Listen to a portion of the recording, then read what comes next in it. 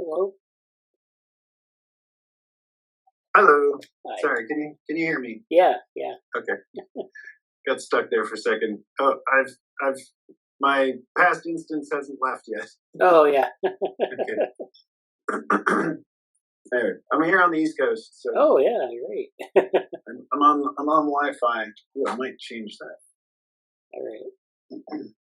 Yeah. So I don't know who's going to be here today because we have the ISPSM conference, which is this online society. Is that right now? Yeah. Well, it's kind of finishing up for the day because it's in Germany. And Got it. They had I'm watching Bundesliga. yeah. So yeah. So great. Yeah. So that's happening this weekend. A lot of interesting talks. Jesse rescheduled. He was supposed to go this weekend. He rescheduled for next weekend, and then Amanda's next weekend. But I'm sure that there's a lot of stuff that you have to get up really early. And No, I totally understand. Yes. Well, again, we've got a lot of English in this household, so people getting up to watch the football matches. Oh, yeah. Good.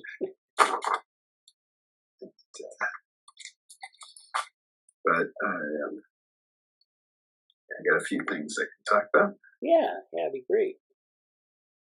Well, there's definitely some cool. There's some good links on Slack if you want to. If you've got papers. Oh, yeah, we can get into that later. But yeah, they're always the best. What channel? I can share my screen and go through channels. Well, just a number of things. I think there was something in Devo, or that I dropped in Devo Worm that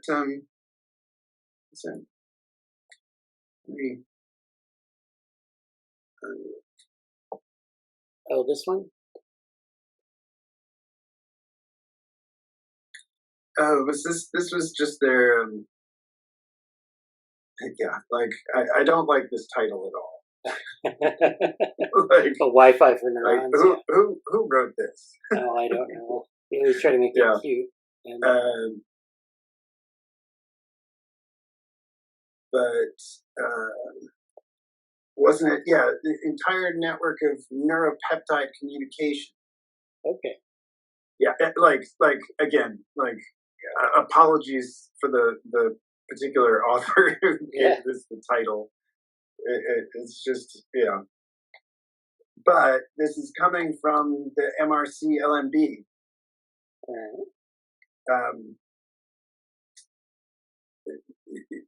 Which is where Madeline Lancaster is too. Yeah. And it sounds, again, like part of this, wealth of new information that's coming from new biotech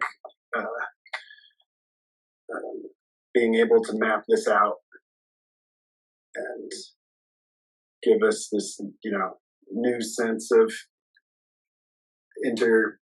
system communication. Yeah. That we have not been tracking, or if it's been tracking, have been tracking in a very super local way. Right. So this just seems like a really key systems biology milestone. Right. Yeah, they say in here. When I first started talking about this, some people wondered, is it all just kind of a soup where neuropeptides randomly float from one neuron to the next?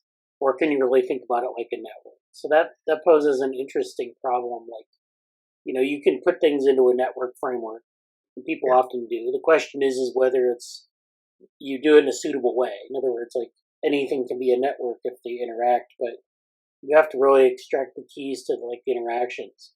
So you have to have things that are, interactions across all elements of your network, and then you have strengths of things and you have to be able to do sort of a systematic way of characterizing it. And again, it also highlights just how C. elegans is still such an important animal model. I'm sure that this was still a very difficult system to map out. Oh yeah, neuropeptides, yeah. So even though it's 302 neurons, that this is still a tour de force. So there are two papers, Nature and Neurons. So this is usually the paper where they do the kind of the profile, and then there are two articles, Nature and Neurons. So the Nature article is Neural Signal Propagation Atlas of C. elegans. This is Andrew Leifer, Francesco Randi. Yeah, so I can't remember where this group is. Oh, they're at Princeton. This is Princeton. Yeah. And so, a lot of C. elegans people at Princeton, good C. elegans people there. And they kind of go through this whole thing. So they're just basically setting up the problem. We systematically measure signal propagation in 23,433 pairs of neurons. So this is where they take the 302 neurons and they look at pairwise relationships. So you have some redundancy, but basically you have to characterize all pairs. So you can see where this would be a problem, say even in Drosophila connectome, where you have maybe thousands of cells. How many pairs would you have to characterize there? Right. Yeah. Right. Well, and which also just reminds me of the what was there was a particular group that was it was a lot of Genelia people, but also a lot of San Francisco people, and focused. There was kind of this working group focused on scaling calcium imaging to whole brain zebrafish Drosophila.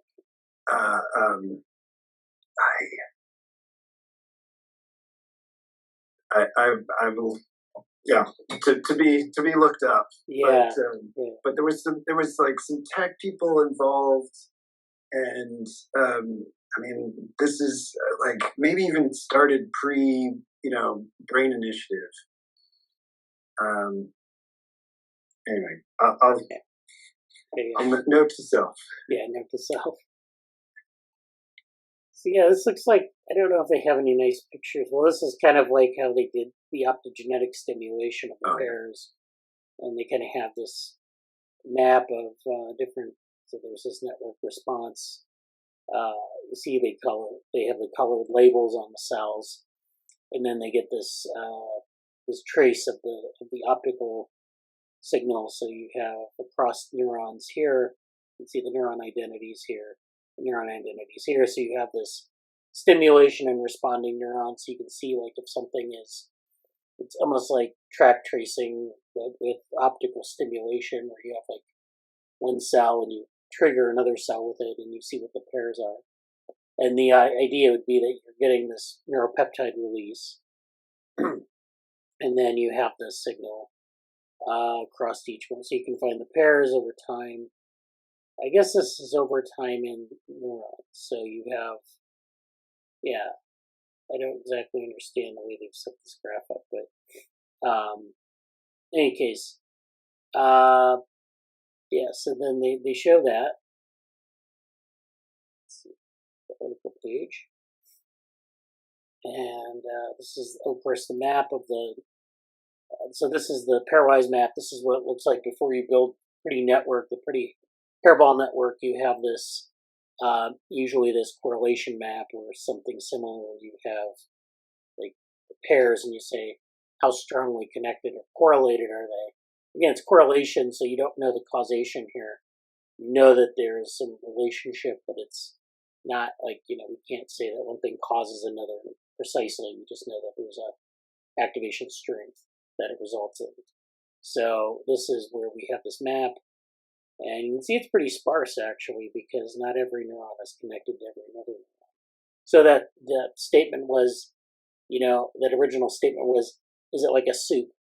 And if it were like a soup, then this map would be much more red, I guess, because there would be a lot of connections that would be like, highly correlated, or a lot of potential connections that are highly correlated. In this case, it's actually quite sparse, where you have like these patches of red with a lot of the, close to zero value, which is no correlation, a small amount of anti-correlation, which could mean a number of things. But you see that it's not just all for all, that there's a very specific, something going on in the network. Yeah. Saying that reminds me of how people thought about things inside the cell too. That's imagining that it's like particles moving in a gas, right? And whereas it's in fact much more directed and targeted than we perhaps understand at this point, in terms of how small molecules get to where they need to be, and just less soupy. Yeah. Yeah. Yeah. And I have to say that this isn't the best way necessarily to do a network analysis, so that this is probably the best way to do like a quick assessment of like the connectome or something like it. So if you're looking at pairwise connections and saying, what's the directionality here? What are the sort of the links that matter versus the links that don't matter? This is a good way to do it. But there's a lot we don't have information about in terms of causality.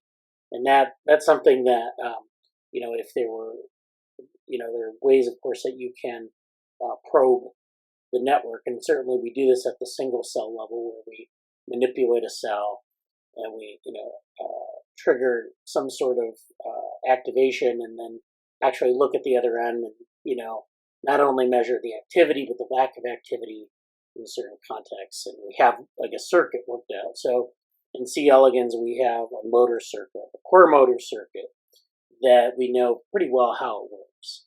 And so we can manipulate it by removing a cell, or we can shut down a cell with an antagonist of some sort, and we can manipulate it. But this is of course the mass or mean field way to do it, which is where you measure everything at once. You kind of see if you activate something, what gets activated in this sort of Hebbian manner, and then you just say, okay, this is co-activating. This is a correlation. But this isn't causal. So it's interesting how, if it were causal, we might expect this to be even sparser, or we might expect it, we don't know. But just to make the point that this isn't like, this is the way most people do network analysis, but it's not the only way. So this is the network graph. So they turn this matrix up at the top in A to this network graph in B. So you can see that you can break out the connectome by the different types of sensory neurons. So in C. elegans, of course, we have the sensory neurons, which are largely like proprioception and olfactory sensation. So we have those two sort of modalities that are pretty much dominant in C. elegans. You have, you're sensing, the worm is sensing for food, it's sensing its physical environment, and then you have these inputs. You have these interneurons, which maybe, integrate different sensory inputs, and then motor neurons, which give a motor output. And so you have this sensory motor loop. And C. elegans is well known for this. It's, well known to characterize a sensory motor loop as something that goes in. You have a sensory input, and then you have interneurons and then a motor output. So it's a very simple connectome in that way. You don't have a lot of, although in DevoWorm, several weeks ago, we did review a paper on like the higher order networks of the motor network. So like if you look at a C. elegans, they have very stereotypical motor movements, like omega turn, and they back up sometimes with respect to some stimulus. But those movements being stereotypical, it doesn't or, sometimes you also have these fine-tuned variations on the movement. So sometimes they slow down and speed up at different times. And so you need another network on top of that to sort of characterize those things. And that paper was about how that is modified, how that circuit is modified. So this is like, sort of a subset of the connectome where we have this of course is the anatomical orientation. So this is anterior towards the head, the snout of the worm, posterior is towards the tail, dorsal is towards the top, and ventral is towards the bottom. And you can see that this is just kind of like the orientation within the worm. So you can imagine a three-dimensional husk around this. You would see where it is so it's mostly in this part of the head, going towards the snout and then down towards the tail. More motor neurons and some interneurons towards the tail. The reason I bring all this up is because, we do this in C. elegans, but also we're interested in Braitenberg vehicles and building like sort of a connectome out of a Braitenberg vehicle. And the Braitenberg vehicles have a very simple mapping from sensor to effector. So it would be like from these red sensory neurons to these blue motor neurons. But, some of the work that we're doing involves thinking about how do you build from a very, very simple a network, or what isn't even really a network in a Braitenberg vehicle, to something like this.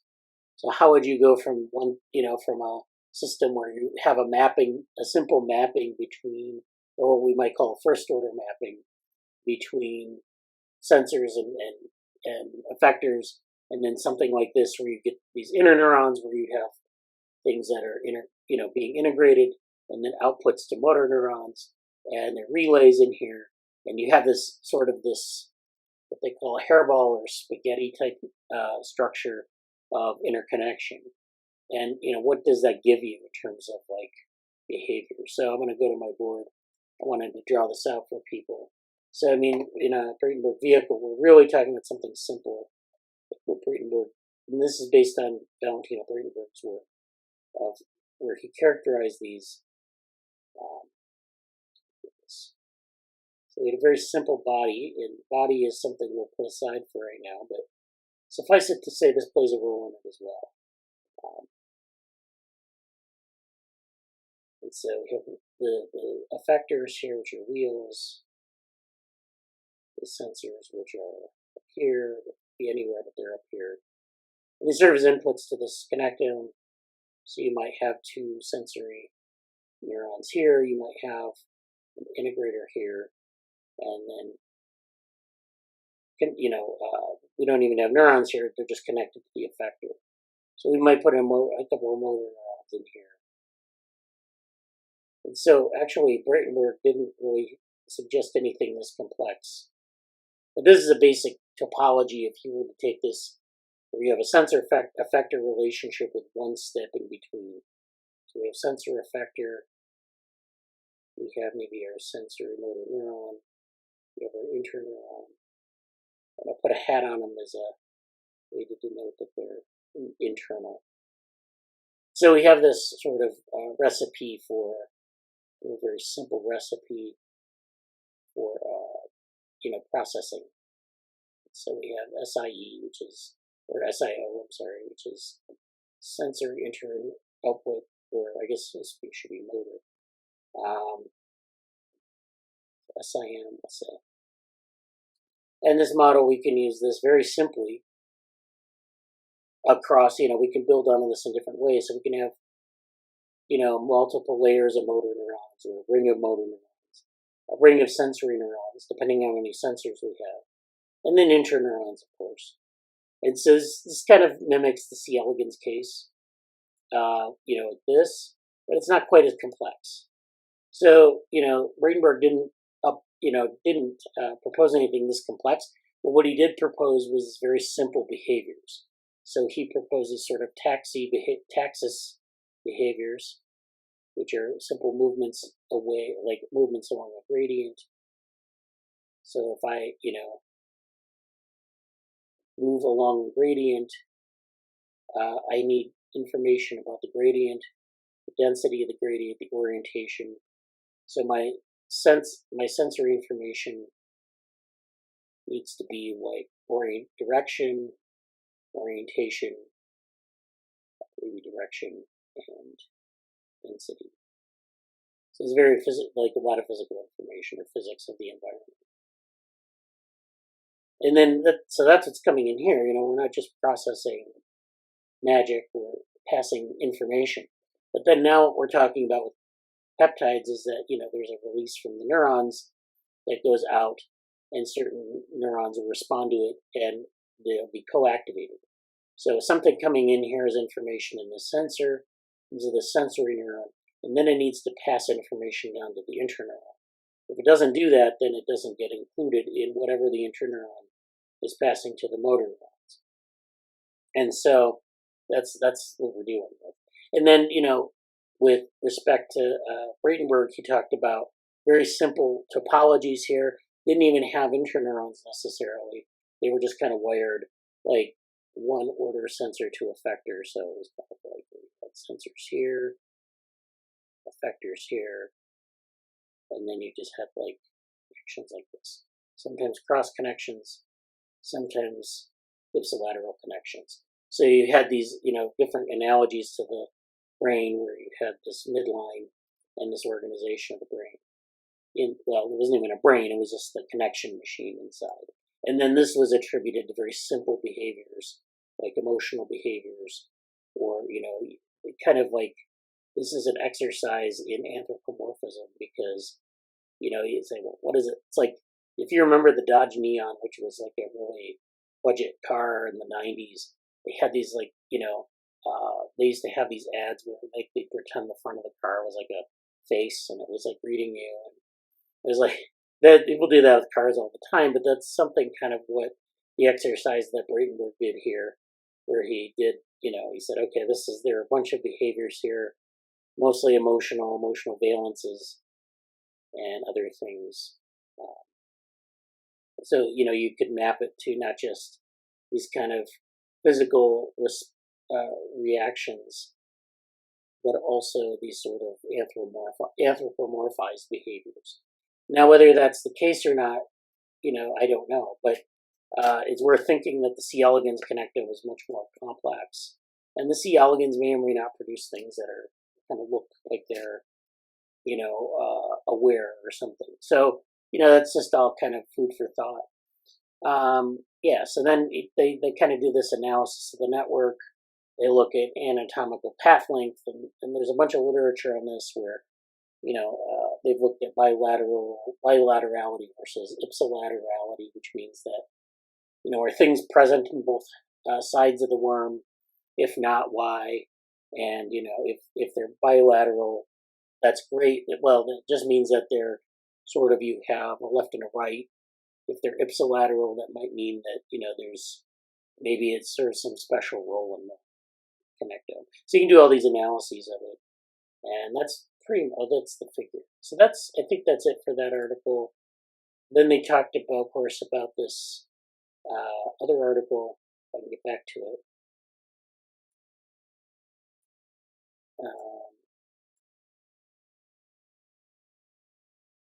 This is the same one. Okay. So then that was the Randy, Leifer, Sharma, and Bali. That was Nature. Then the Neuron article was Ripley Sanchez, and that's in. This is also very recent. This is the Neuropeptidergic connectome. So, usually they'll release these in pairs, like you'll have a Nature and a Science paper, Nature and a Neuron paper. But like two groups will work on it and kind of come to like they'll come to consensus. They'll publish them right one after the other. So it's like the way they did the human genome. So this is Petra Vertes, William Schaefer, Lydia Ripley Sanchez, and some other authors in here.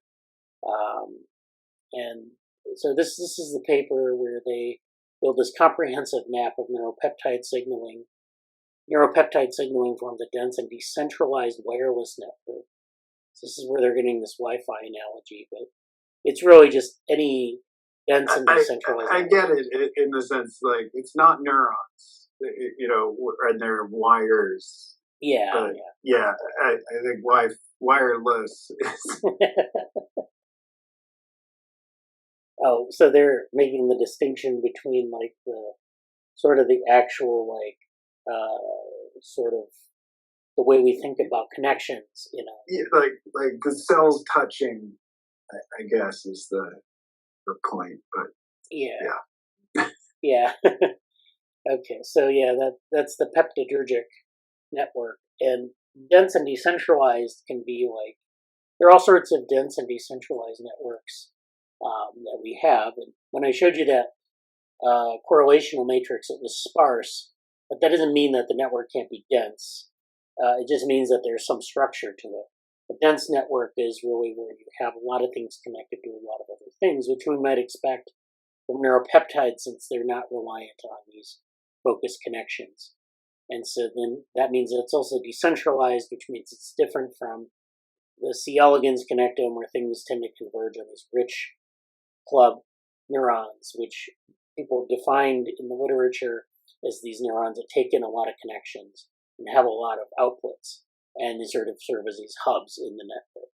So this is where it's decentralized, meaning it doesn't have a centralized processing location. So if we go back to our Braitenberg analogy, this single interneuron, that would not be what our peptidergic network would look like. There'd be more of a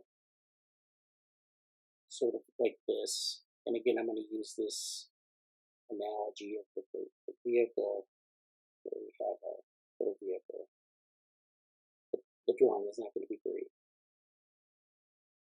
But you have multiple maybe interneurons. And again, these neurons they're bearing these lines, but they're not really meant to be. They're just kind of standing for relationships. You have a bunch of interneurons here. Things linked into and maybe no motor neurons, but it's decentralized in the sense that any one of these interneurons aren't really a hub in the conventional sense. They might be interconnected themselves that pass information in different ways. And so you can have this combination of things that happen and they get passed down to the effector. So the effector is really not controlled by any one centralized unit. It's like you have things coming from this side of the body, this side of the body, or a combination of the two, and they can go in any direction down this path. So you have this network that is highly decentralized, meaning it doesn't have a central node where everything passes through and gets integrated in the same way. Or it doesn't have to be the same way, it could be a different way, but it's more diffuse. The implication being is that the control maybe is less, clear-minded, or I guess that's not the way to say it, but it's less clear in terms of the output than maybe another kind of network. Neuropeptide links disconnected neural circuits to the connectome. What that means. They link disconnected neural circuits. So the connectome is like this single graph. That's the idea. And then there are some neurons or neural circuits that might be independent of the connectome. This could be in development even, where you have cells that are becoming neurons and they need to be integrated into the connectome. So neuropeptides can serve to integrate things into the connectome in different ways. So that's interesting. Like we've been talking about these networks that are not just like neural networks, but like cellular networks in different parts of the body and how they can communicate. And neuropeptides certainly is one way to, or one way to do that. We also have, we have electrical activity in different types of cells. But how do they signal one another? This is, of course, one way this can happen. So this is the okay. Yeah, I mean, certainly describing it as mesoscale makes it sound much more interesting and much less like we shouldn't use our typical our wired intuitions. Yeah, and I was making this note.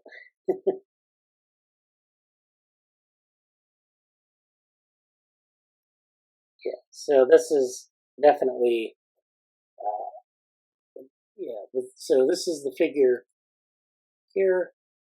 Let me see if I can zoom in. So this is the connectome here.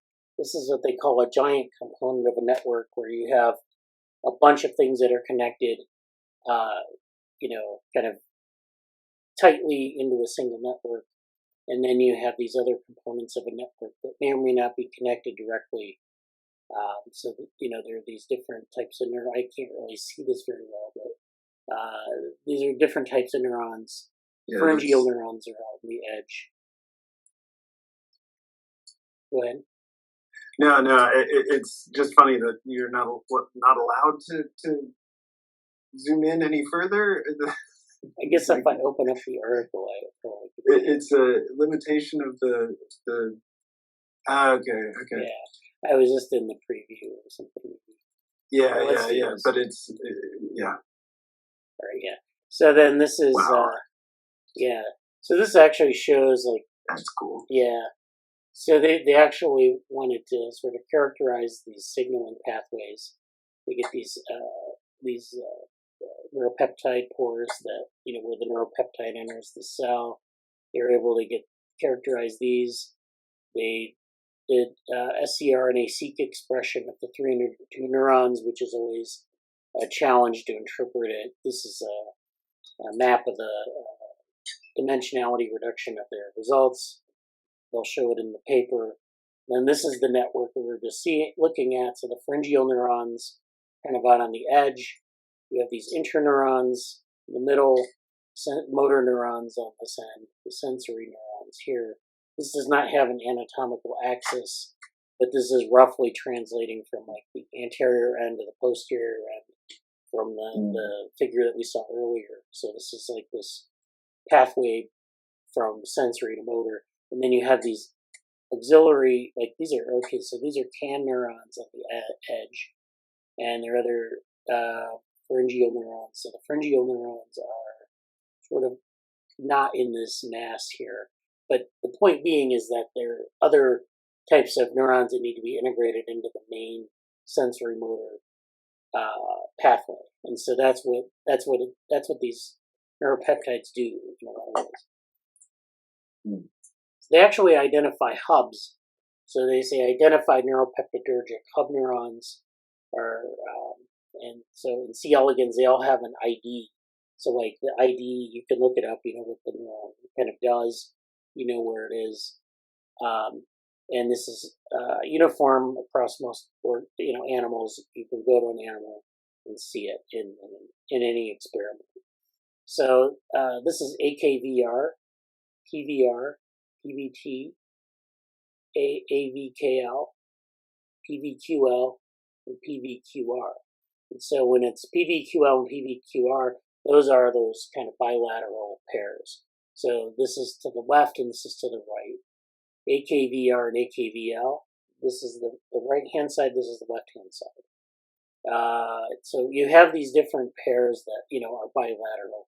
And then the PVR and PVT, I don't think those are bilateral, but they're, so basically you have one on the left-hand side, one on the right-hand side of the room, and they're, kind of doing the similar things. So you see that they're hubs. And then you have other hubs. These are neuropeptidergic hubs. So they're not necessarily, I don't know how they overlap with the Rich Club. We have to pull that paper out and look, but I'm not going to do that now. But they basically plot it out as synaptic degree and neuropeptide degree. And so a degree is where you have how many neurons are associated with this hub. So if it has a high synaptic degree, which our Rich Club neurons have, they have a very high synaptic degree, meaning that they have a lot of synapses with other neurons, a lot of neurons synapse to it. And so that the degree of those neurons would be very high. And it looks like, though, that for these hub neurons, for the neuropeptide hub, they have a very high neuropeptide degree, as you would expect, but their synaptic degree is moderate. And, there could be some overlap with the rich club neurons because you could have, it looks like some of them have a decent, decently high synaptic degree. And you have this, I guess this is a regression line showing like as the neuropeptide degree increases, the synaptic degree also increases. But that's basically what it is. And they don't really label these, but basically that's the message. And so then we have our network structure. So we have module 1, module 2, and module 3. You have your hubs, you have your motor core, and you have your sensory core. So the hubs, could be interneurons, but they could also be, well, they probably are interneurons, but they serve to link the motor and sensory cores. So each network, the network basically has these modules. There's a motor module, a sensory module, and then a hub, which is like where you have this hub that ties together the motor and sensory inputs. And then you have these cores, which means that inside of each of the cores, they have a hub, and then, so there's this activity in the motor and sensory regions, and the hubs connect them. That's the idea. And then there are these identified autocrine connections. So autocrine signaling is where you have signaling, within and between neurons. So this is something that we think about. We think about autocrine and paracrine connections in between cells.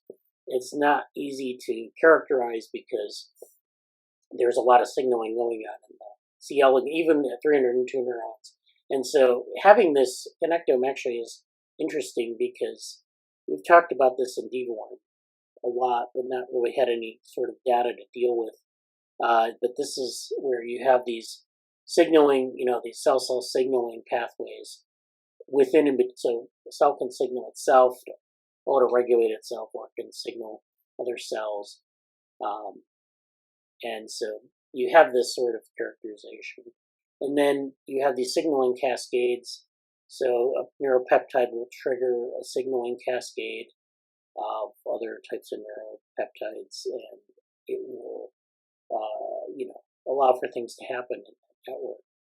So this is the abstract. So these are the two papers that we have from this. I think it's very interesting to kind of go over that in more detail because it's a really nice set of papers. Yeah, if you could share those PDFs, that'd be awesome. Yeah.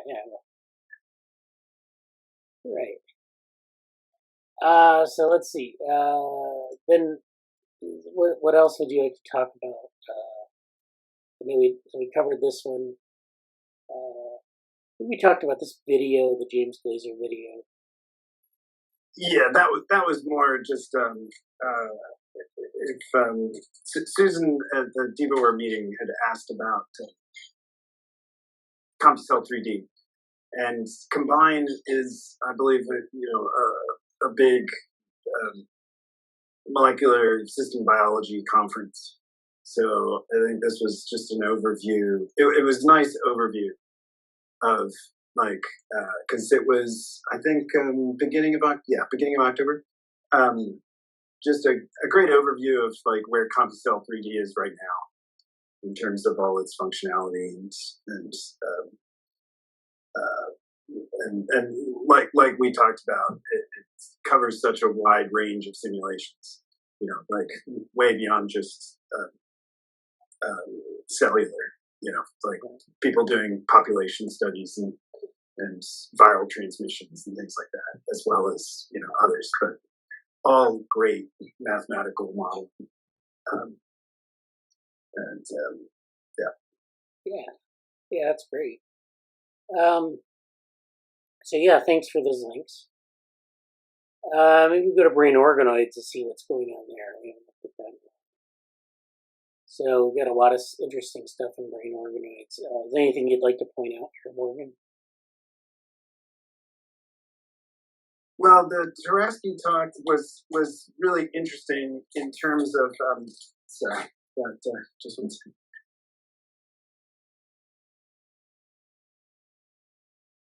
So I've got a Lego set here. Oh yeah. This one's you can take the tray. The Tarasky talk was really interesting in terms of scaffolding right? So somebody who's interested in tissue engineering, um,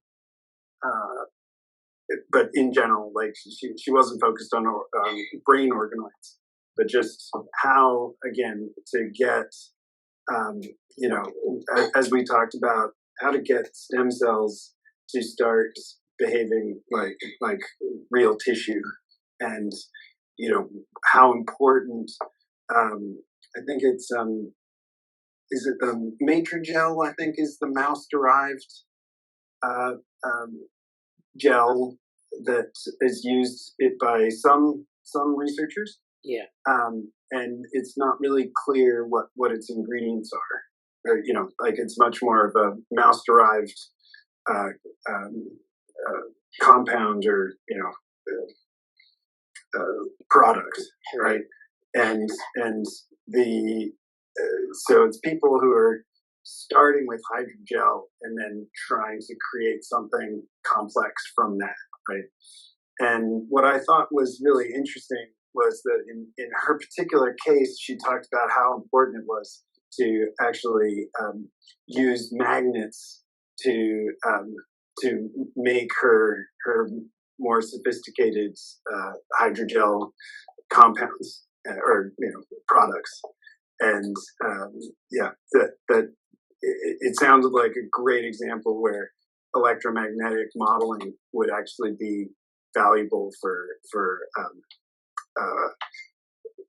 say more model-based design. Yeah, and like again, just some really cool. I need to check if they don't seem to be putting their YouTube live. They're streamed live on YouTube, and so I need to check back in terms of if they've added the recording at this point. Oh, okay. But I would love to go through, look her up and look up her publication history and get more details about what she was doing there with regard to the how magnets were involved in her hydrogel production. That was great. And then let's see. Well, just another interesting. This was more about the next paper. This one here is science. Yeah, this one. Yeah, this is the design principles of 3D epigenetic memory systems. So, yeah, this one, I saw this was really interesting. So this is a research article summary. Let's see. So, yeah, this is we're kind of getting into development and some things about, so I'll go over it. During development, our cells establish different identities, nerve, muscle, blood, and so on, which can remain stable even as the cells grow and divide. So this is something that really take these different identities of cells that can happen in development. They remain, so the cells can grow and divide, but their identity remains stable, meaning that you can have like different precursor cells and they continue down that pathway that's not disrupted by division and growth. This stability is a form of epigenetic memory. Evidence suggests that this memory is partly held within the chromatin itself, probably in patterns of chemical modifications of DNA and histones known as epigenetic marks. So we talked about this in the deworm group. This fall we've been talking about this, where you have this, we don't want to say it's a histone code, but some people view differentiation as like a problem of epigenetics and histone code and epigenetic markers. So for a lot of stem cells, for example, they'll look at epigenetic markers and say, are these markers present or absent in a certain state? So like your different markers can take on a different state, and those states, they can exist in bistable states. So, whatever state that switches in, it tells you something about if it's primed to differentiate into a certain type of cell, or if it's maybe isn't quite there yet. You can actually assay those the states of those chromatin markers, and get some information out of what state the cell is in. So these are chemical modifications that happen. The histones the epigenetic marks sit on the DNA, so they open up or close the DNA, and so the DNA can or cannot be expressed at that certain time, and then that results in sort of a global state for the cell. So that's the idea. There's a lot of papers in the stem cell literature on this, where they'll look at a certain type of cell. They might do it in culture and say, this is a cell that is, stem-like or muscle-like or neuron-like. And it doesn't really tell you a lot about functionality, but it does tell you kind of what the general state of the cell is, like what is being expressed as what they call lineage identity markers, which means, what is the identity of the cell? Is it, trying to be a neuron, trying to be a muscle, trying to remain a stem cell? What is it doing? So this is what, they bring this up. But individual marks are highly dynamic, being placed and removed by many mechanisms, and are partly lost when DNA is replicated. So this is when you get DNA replication upon a division event.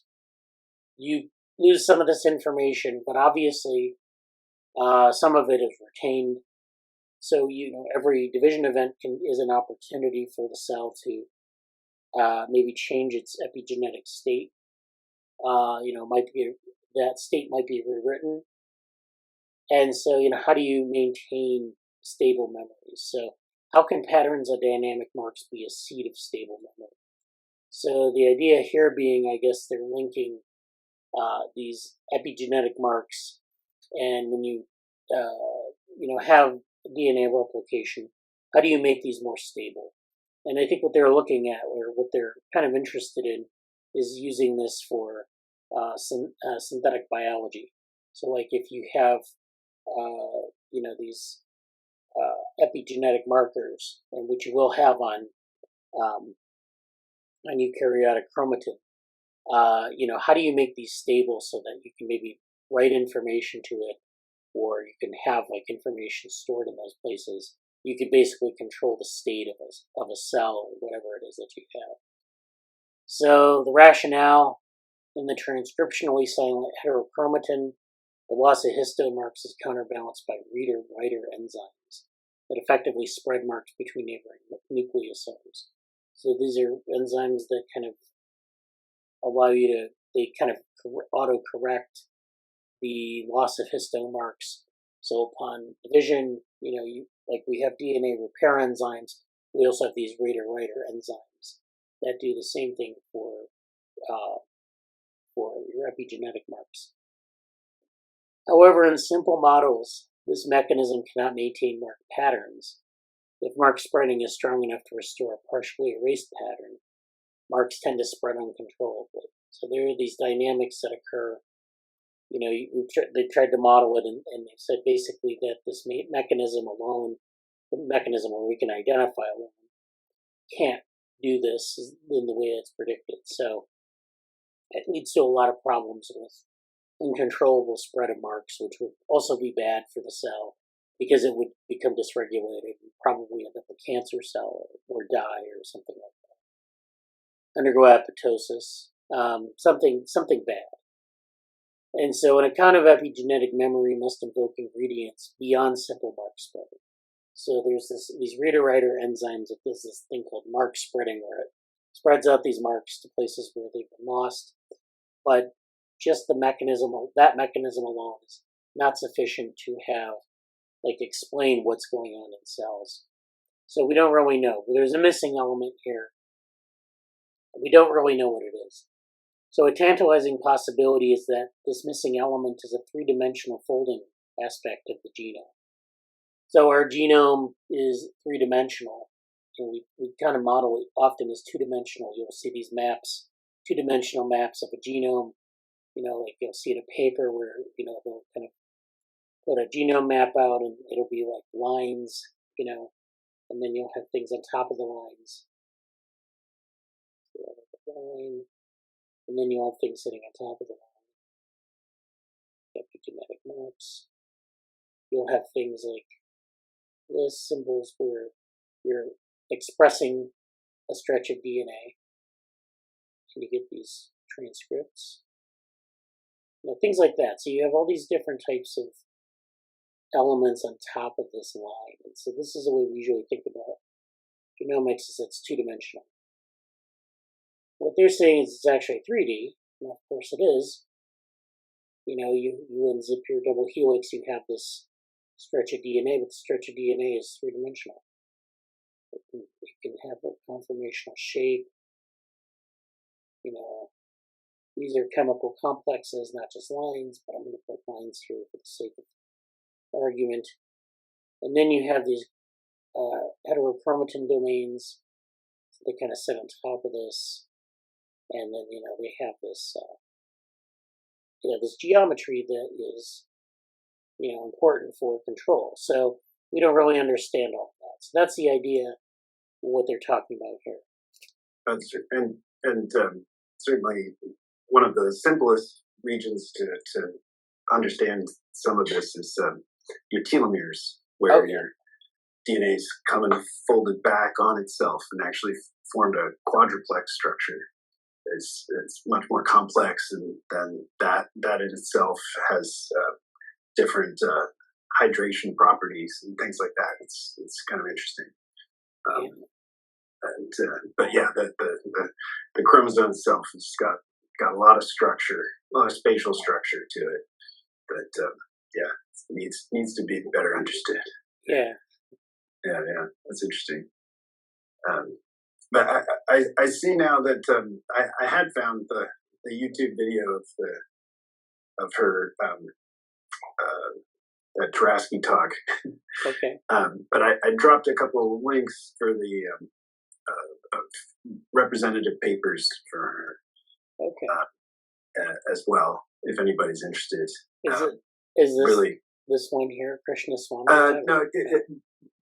Now her lab is super interesting. I put there as a reminder just because of her use of machine learning on big biomedical data sets. So she's at Yale and was involved with some of the software projects that get used to process these large single cell, especially these single cell studies that are coming out, but across spatial across areas or across organs, things, and so interesting in both in the math and the kind of her use of topological data analysis, as well as like optimal transport and the other kind of newer areas or promising areas, especially for very large data sets. But this was just back with the tissue engineering and how she was using magnetic fields. So just an example paper, This stuff. As well as some of the other, your ability to form tissue when you're in a sense starting with one cell and lacking all the knowledge of how an embryo works. This requires controlling the environment that the cell is being is differentiating in. And so she's talking a lot about these multi-step techniques, and again, I'm just seeing more and more kind of sophistication of the bioreactor in terms of requiring multiple stages. Where you're optimizing for one thing and then it's having to switch and optimize for something else at that particular time, given again, these various period, where the cells are, where your where your differentiation is, how complex has your system become, and and yet at the same time she's still dealing with what we might call very very simple in comparison to the brain, very simpler tissue types. So she's talking about just musculoskeletal tissue, but again, I think it'd be really really interesting in terms of the kind of modeling work that we're talking about and trying to bring electromagnetics into the tissue differentiation and tissue growth, because it as you can see here, this is a simpler, again, this is simpler. It's still super complex, but simpler than perhaps some of Levin's planaria examples, or but she's already using electromagnetics to help give some spatial heterogeneity. That's it. Yeah. I think in a simpler way than what Levin's talking about, but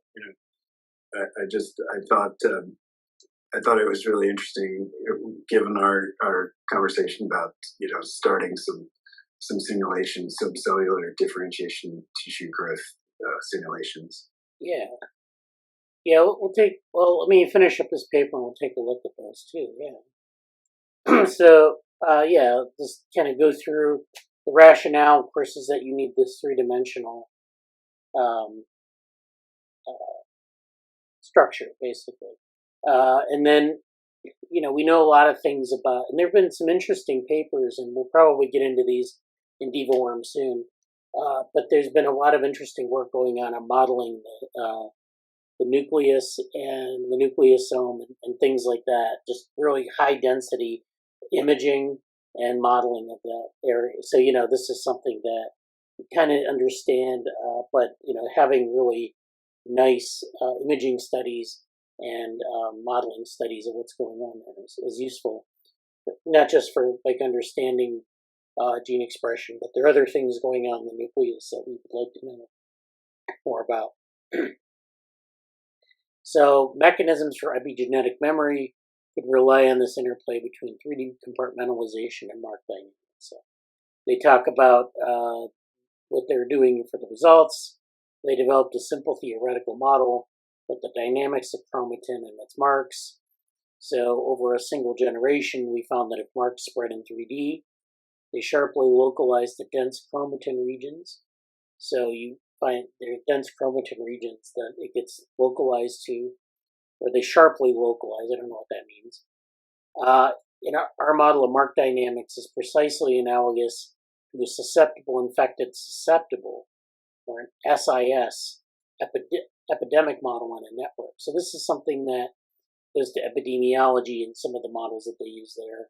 So they have an SIR model, they have an SIS model, they have other models where basically model it as you have a population where it's susceptible, and then that susceptible population is either they're exposed to some infection, they get infected, or they don't, and then they overcome their infection and become resusceptible, or they become recovered. So there are different ways that people model this. Yeah, it does again speak to the kind of the generality of these models, right? Or that this pattern is repeated in some fashion, because not only do you see this with CompuCell 3D, where it's like we use this for cellular modeling and we use this for epidemiological modeling. Yeah. But it also makes me think of Friston's group, and I think it was Rosalind Moran who was leading it, but basically using dynamic causal modeling for epidemiological models, and specifically COVID, that at its root these are just sets of coupled differential equations. Yeah. Yeah, they're just basically population models that use differential equations. I mean, we might use them for any kind of, they use them in epidemiology because they sort of describe the data that they're looking at, but it's really just, like you could use it for a lot of different things. So, let me do some notes here. Yeah, this is like the applicability of, and we talked about, looking at epidemiology or looking at the, immune system more in depth in our group. So this is one example of how you can use, you can apply these kind of models to other things. So, we're looking at cell generation. So we're looking at like when a cell divides, it's like it has there's stuff going on in the cell and then it divides again. So if we think about like a cell dividing, we have a single cell where with a nucleus, and it come inside the nucleus, and then the organelles, of course, out in the cytoplasm, which has, sometimes they have DNA as well, but we're really talking about the chromatin within the nucleus. And then the cell divides, something like this, where it divides out. The nucleus divides out. You get this division of DNA, and they, gets distributed to each cell, and then you have two cells. So the life cycle is one of these division events. And so, you have, so I'm just going to draw this quickly. So this is one generation, I guess. So this generation, over the course of this generation, you have, in here, you get this marking. Once you get division, sometimes there's the marks get forgotten, so they get replaced, they get updated. I guess that's the mechanism that we're using. And we have this epidemiological model that describes this process of marking after a division. So in each generation, when we refer to a generation, we refer to a cell that's been divided until it divides again. So that's a generation. And so over successive cell generations, as chromatin refolds according to dynamic marks. So the chromatin will, upon division, it will unfold, it'll make a copy of itself, and it will refold. So you have this dynamic of unfolding and refolding again and again. And so you can imagine when something gets, unfolded and refolded, that there is, of course, some loss there of things, but also that you get these changes in the three-dimensional structure, just simply because it's moving around. So if you unfold and refold a book many times, it changes the conformational structure of the book. The spine gets a little looser, these pages get fluffy, you get this change in what the book looks like. And so it's not a great example of this, but it just tells you that there's this hysteresis, where things don't recover always to the original state. And so this is what they're getting at here. We still see an all or none tendency for marks to spread everywhere or to be lost globally, destroying any epigenetic memory. So when you get these kinds of conformational changes again and again, you have this tendency to either to have marks spread everywhere or get lost altogether. So this is like an epigenetic memory mechanism. It has this sort of cascade quality, meaning that, there are things maybe that are triggering like a large-scale response to shut off or turn on everywhere. And we're not really getting at that. So we found that one more ingredient is needed: limitation of reader-writer enzymes relative to their histone substrates. So the histone marks have these, they sort of serve as the basis for these reader-writer enzymes and their activity. And then there's a rate-limiting process of these reader-writer enzymes. So we have like a reader-writer sort of rate-limiting process. So we could say, and so that makes sense because rate-limiting is an important process in biochemistry. It allows us to sort of have this we can have a reaction that produces things infinitely, or we can have like a feedback mechanism that kind of shuts things down, and then there's this tendency to either shut it all the way down or make it grow uncontrollably. So you have a feedback mechanism. Let's see, we have a feedback mechanism here where you get positive feedback or negative feedback. And there's a tendency for these things to be runaway processes. So if you have like a enzyme mark and you say produce more of the enzyme, then it'll just keep producing more of the enzyme until it's shut down somehow. So, if there's a signal that says go forward, it'll just tend to keep going forward until it, dominates or it shuts off completely.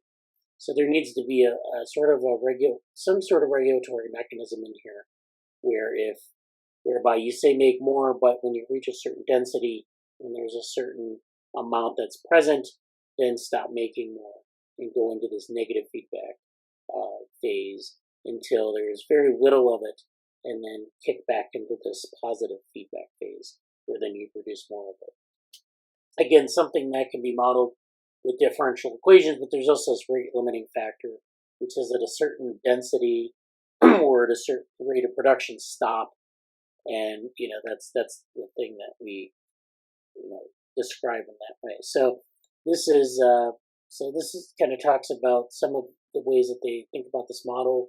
So again, it goes back to this SIS model where we have susceptible, infected, susceptible. This is sort of like a feedback process where we have, you're susceptible, you're infected, and then you recover and you're susceptible again, and you can just have this kind of cycle through, infinitely, but there's more to it than that.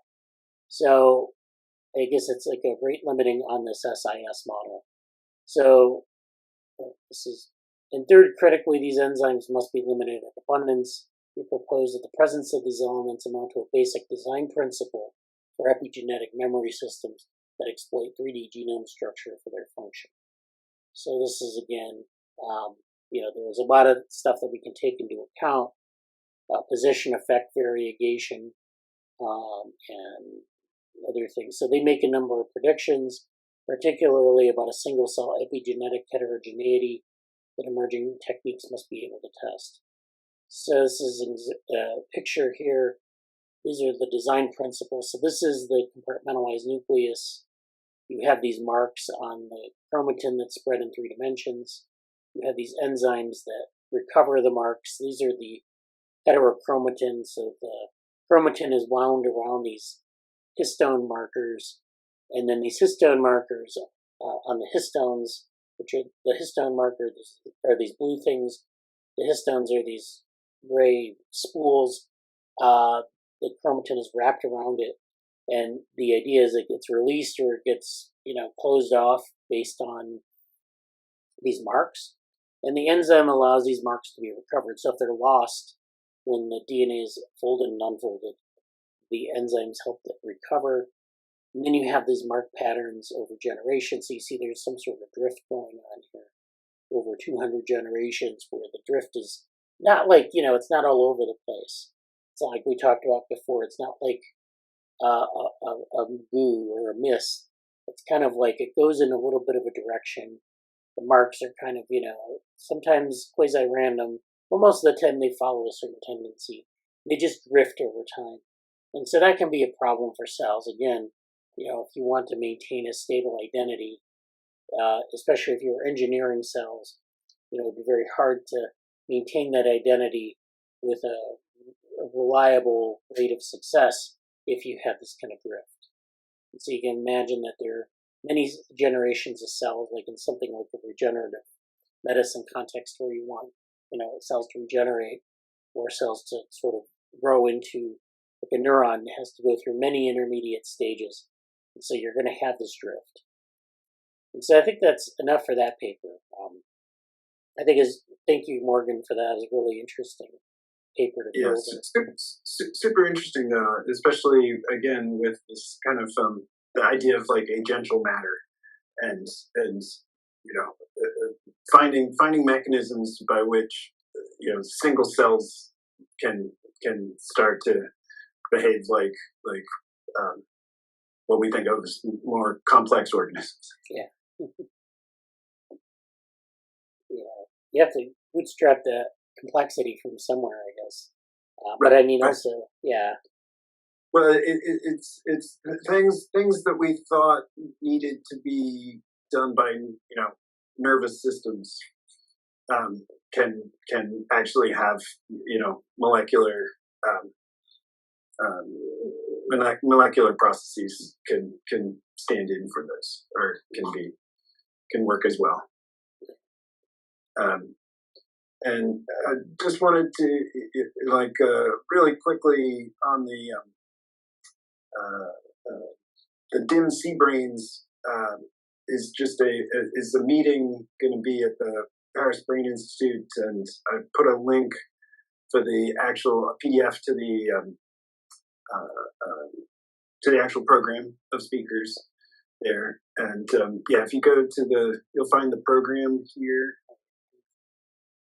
Then that's where you'll get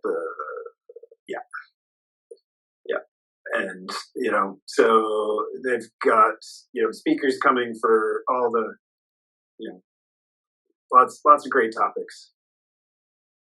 Yeah, definitely. Human embryonic development. Yeah. So again, I'm going to try and use my the meeting on Wednesday that we do with CogLab. Try and get somebody who's in Paris to go, because I get the feeling this won't be recorded. Yeah. Which is unfortunate, but and then with the Krishnaswamy lab, just a set of papers from her lab that are super interesting. One, I just love the fact that PubMed's now showing me archive articles. Yeah. I guess it's been doing that for a while, but you can see just some examples of her use of geometry and topological analysis for various like, as I said, looking at single cell data, but big data, single cell data, as well as just an interesting example of her using her manifold learning on fMRI. So it's kind of a package that was designed for single cell data, but she's applying it to fMRI. Yeah. And again, speaks to the generality of these techniques and utility. Yeah. So let me go back to the one that we were doing back here. I think, this one. So this is the one where Morgan gave a couple papers on for this designing biomaterials, spatiotemporal control for tissue engineering. This is the talk. So this kind of builds on the other paper that we just talked about, but it talks about magnetic fields and reversible control biomaterials. So this is one paper here.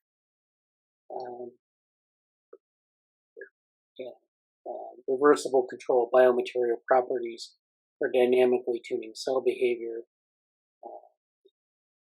And again, it's very generic, because again, she's not just brain focused. She's looking across.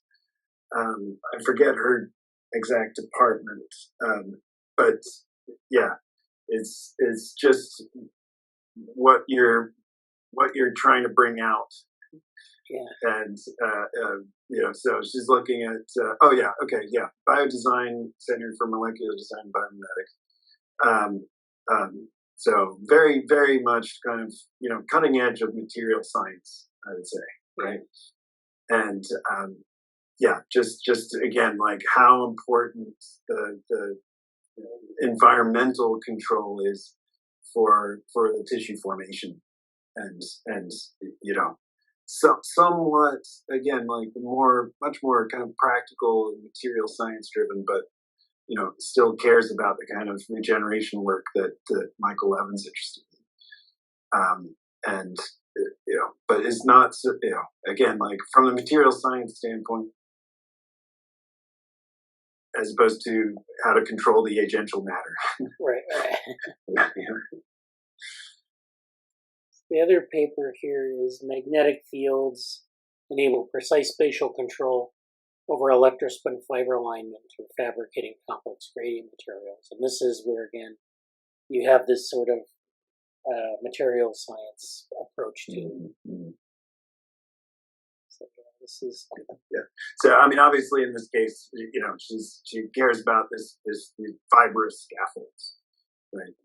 But again, just a simple, not anything that I would call a toy problem, but more just where the geometry is simpler, right? But again, you can totally imagine how if again nobody really tries to make it's not a mini brain you're growing, right? You're trying to form or at least currently cerebral organoids are very much like trying to form a particular tissue type in a particular brain region, right? But if we were trying to grow brain, we need a lot more control, a lot more geometric control. Yeah. And these and so again, it's worth catching some of her videos just to see the great setups that she had to put together for these. Yeah. Then the other, of course, the Krishnaswamy lab is So this is paper geodesic sinkhorn, vast and accurate optimal transport of manifolds. So this is topological stuff. This is archives article. This just talks about sinkhorn-based methods. I'm not familiar with those, but basically,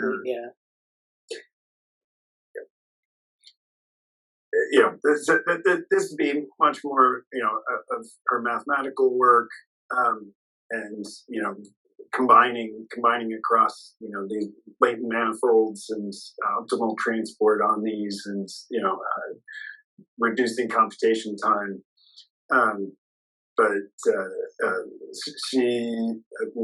The talk I caught was presenting her work at Microsoft Research on just the various software packages that she's created for biologists to use in processing their data.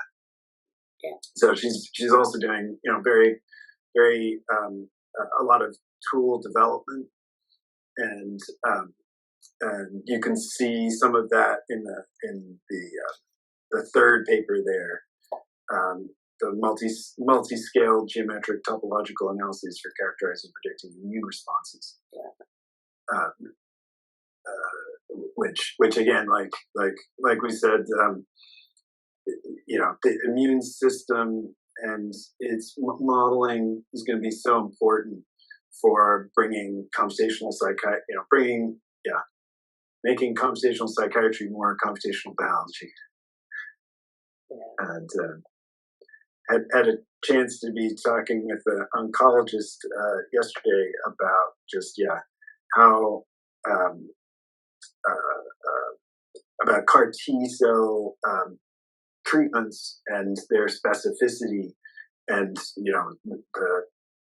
the new developments on that front in terms of bringing them to solid tumors, but that speaks to right now they're very limited in terms of the genetic profile that they can target. Just how much we still need to learn about immune responses, just personalized immune responses. Yeah, that's something that I don't know what kind of that seems like it requires a whole new set of methods for understanding, like with the because they say personalized. It's like, well, how do you characterize individual variation? And that's always a problem. Well, I didn't even realize that there was this limitation in terms of CAR T. That it was very much for heme based. So he was saying that there's no CAR T for solid tumors. Okay. and which is basically all the other tissues. Yeah. um, but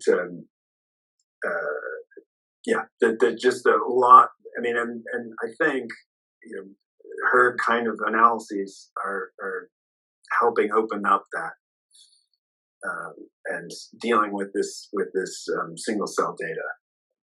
Yeah. Yeah. So this is the multi-scale geometric and topological analyses paper, which is here. That's in Trends in Immunology, and then this is the middle one, multi-view manifold learning of human brain trajectories. So this is where we have brain state trajectories. So this is where we have a little bit different type of approach. This is Nature Computational Science, and so but here it's applying it to a field I know better, which is fMRI. So I just thought it was interesting that all her papers, she also has an fMRI paper. Yeah. But that this is a technique that she I think developed first for looking at single cell data. Right. And that's nice. But it's been interesting. We're going to talk on Tuesday. Seems like some of the Paris Brain Institute people are going to join us with Amanda talking about the OSL Dynamics toolbox that's from the Oxford MEG group. But they're very much looking at a technique that it isn't limited to electrophysiology. And these, as you can imagine, hidden Markov models have been used in all sorts of domains, and their dynamo, which is to allow, they're using recurrent neural networks to look at more complex mixing of states than hidden Markov models allow. It could be used in all sorts of other domains as well. Yeah, that looks great. All these different methods that people have developed. It's kind of like which one do you use, or which one is like usable.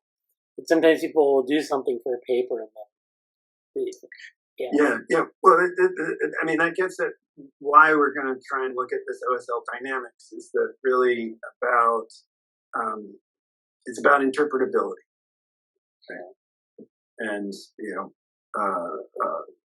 especially with nonlinear time series analyses, which we covered last week in terms of work from both Anshul Lee, who's there in Michigan, but also Karim Jerby and others in Montreal and Liège that using these criticality measures and kind of the difficulty, the interpretability issues with some of these criticality and chaos measures.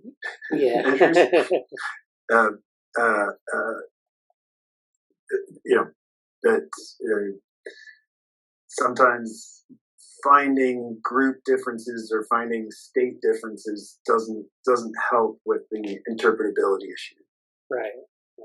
I mean, finding significant system dynamics differences doesn't help in terms of the interpretability. Right. Like, what does one state mean versus another state?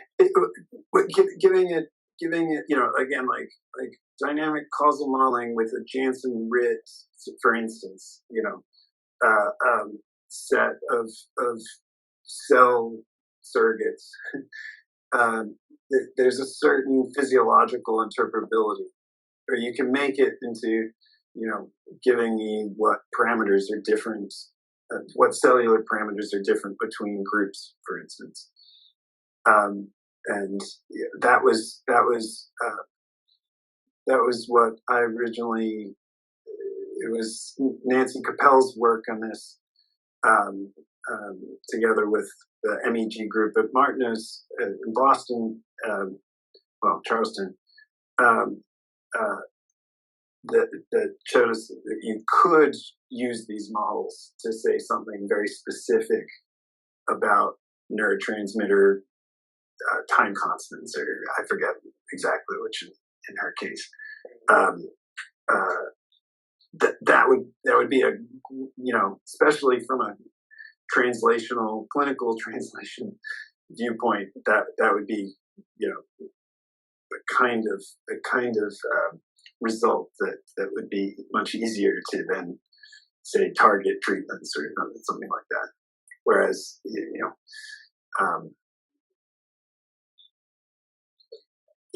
the criticality and explosive synchronization measures, less clear how we use those. Again, from a selfishly translational viewpoint. Yeah, no, I understand. Like, a lot of these measurements are like hard to interpret. Like, especially, because they're very general measurements. They're kind of like, we can use them in all different types of systems. And they mean, like, basically that there's this critical process or there's this explosive process. How do you map that to the brain? What's going on? Yeah. Like, sometimes maybe one number isn't a good way to characterize, 100-channel time series data. Yeah. It might take more than one number. Yeah. Yeah, I think, this is another issue with, like, dimensionality reduction, too. We do this often where we'll take, like, a huge amount of data, we'll put it into a dimensionality reduction, and we'll make a pretty picture, and we'll say, well, these things look like they go together.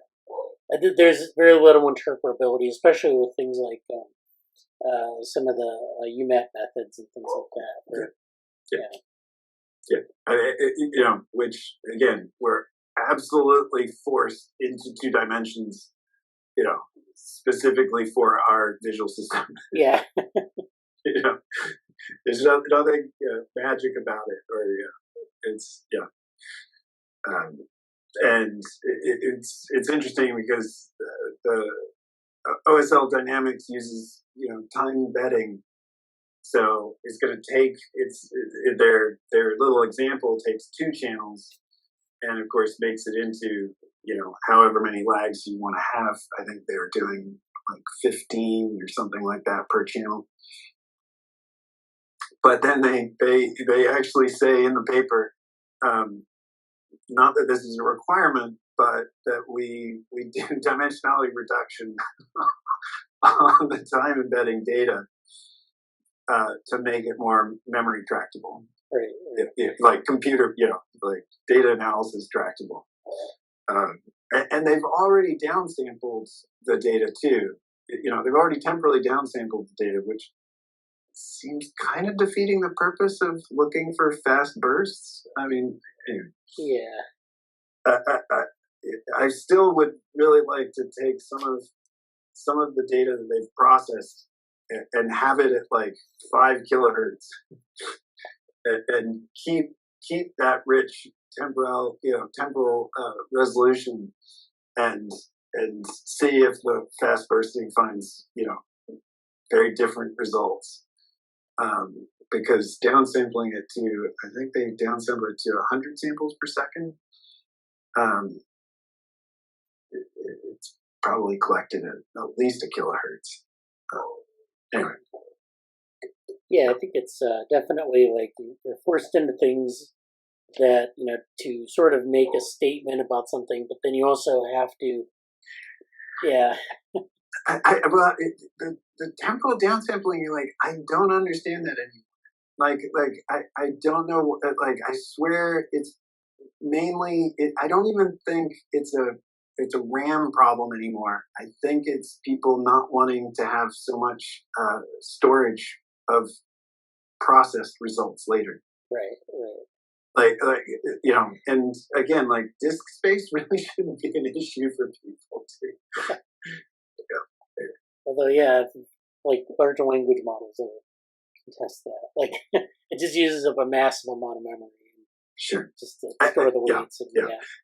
And this is why I like the NeuroDesk the nerddesk.org people in the sense of like, you know, if compute power is the problem, like use the cloud. Yeah. And they'll help you get cloud credits.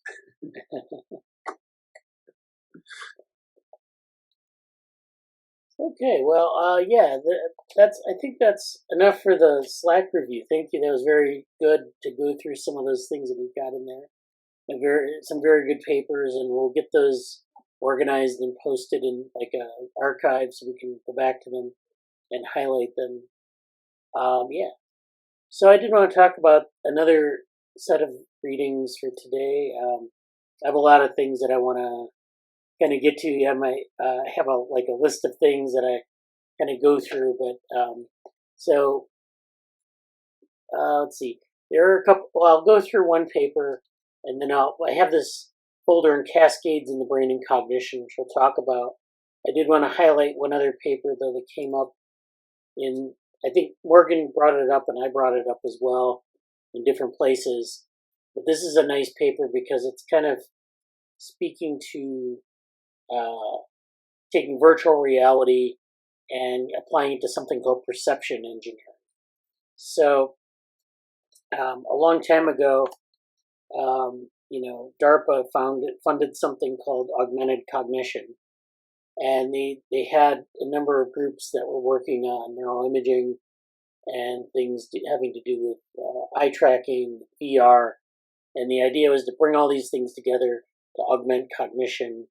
To build tools that you could use to, say, augment people's real-time performance. So whether that means that if you are in a situation where you're driving or performing a task and there's some sort of cognitive gap, or you might suffer from problems during performance due to maybe stress or losing your attention on a task, we can monitor those things in real time and then mitigate them in real time, so you don't lose your focus or whatever it is that you're suffering from in the context of the task. So that this has been an area that people have been doing. So this is kind of a review that kind of goes in this direction. Stephen LaValle, of course, he used to be at UIUC. He's been doing virtual reality for years. He was one of the consultants on the Oculus, in the Oculus startup that was acquired by Meta and is now, of course, the Meta Quest. So he's pretty good at, pretty experienced virtual reality. A number of people. He's now actually in Finland, so there are a number of Finns on this paper, and so this paper is in the review of control robotics and autonomous systems. So this is, I think, more thinking about perception engineering as maybe a robotics problem or an autonomous systems problem, but also sort of in a cognitive context. So yeah, let's get started. So the abstract reads, this article makes the case that a powerful new discipline, which we term perception engineering, is steadily emerging. So this is now getting to be a mature field. It follows from a progression of ideas that involve creating illusions, from historical paintings and film to modern video games and virtual reality. Rather than creating physical artifacts such as bridges, airplanes, or computers, perception engineers create illusory perceptual experiences. So this is where you're building things like, illusions rather than physical artifacts. So what they mean by illusions is they mean like three-dimensional shapes that are projected into your field of view, or it could be like, a hologram, which we think of as like illusory, but really is just like an image that you can interact with, maybe not like using all of your senses, but definitely like, you can generate a hologram in the middle of the room and walk around it and touch it. But of course, if you touch it, it doesn't really may or may not give you any feedback. But nevertheless, it's part of your world, part of your working environment. And this is stuff that, we've been doing with, in headset land, which, is, we really haven't gotten anywhere in the terms of the research. Well, we've done some research on it, but not like it's not very easy to like kind of describe experiments or whatever. But anyways, this is just this is part of what we're doing with the phasic project. So this is physical intelligence, but also like this simulation aspect, looking at like some of the ways in which we can use that to inform bio-inspired design or other types of artificial intelligence, these sorts of things. So they're kind of going in the same direction. They're talking about these things that are sort of stand-ins or physical artifacts that they call illusory perceptual experiences. And they're illusory in the sense that you can modify their physics, you can modify their shape, and you can do this in a way that you may not experience in the real world. So the scope is defined over any agent that interacts with the physical world, including both biological organisms and engineered systems. So they talk about humans and animals, which is kind of like animals, I guess. And maybe non-animals, like you could have microbes or plants or whatever. And engineered systems, robots and autonomous systems. So you're basically merging biological organisms with engineered systems. And they're thinking about this in terms of autonomous control systems and robots.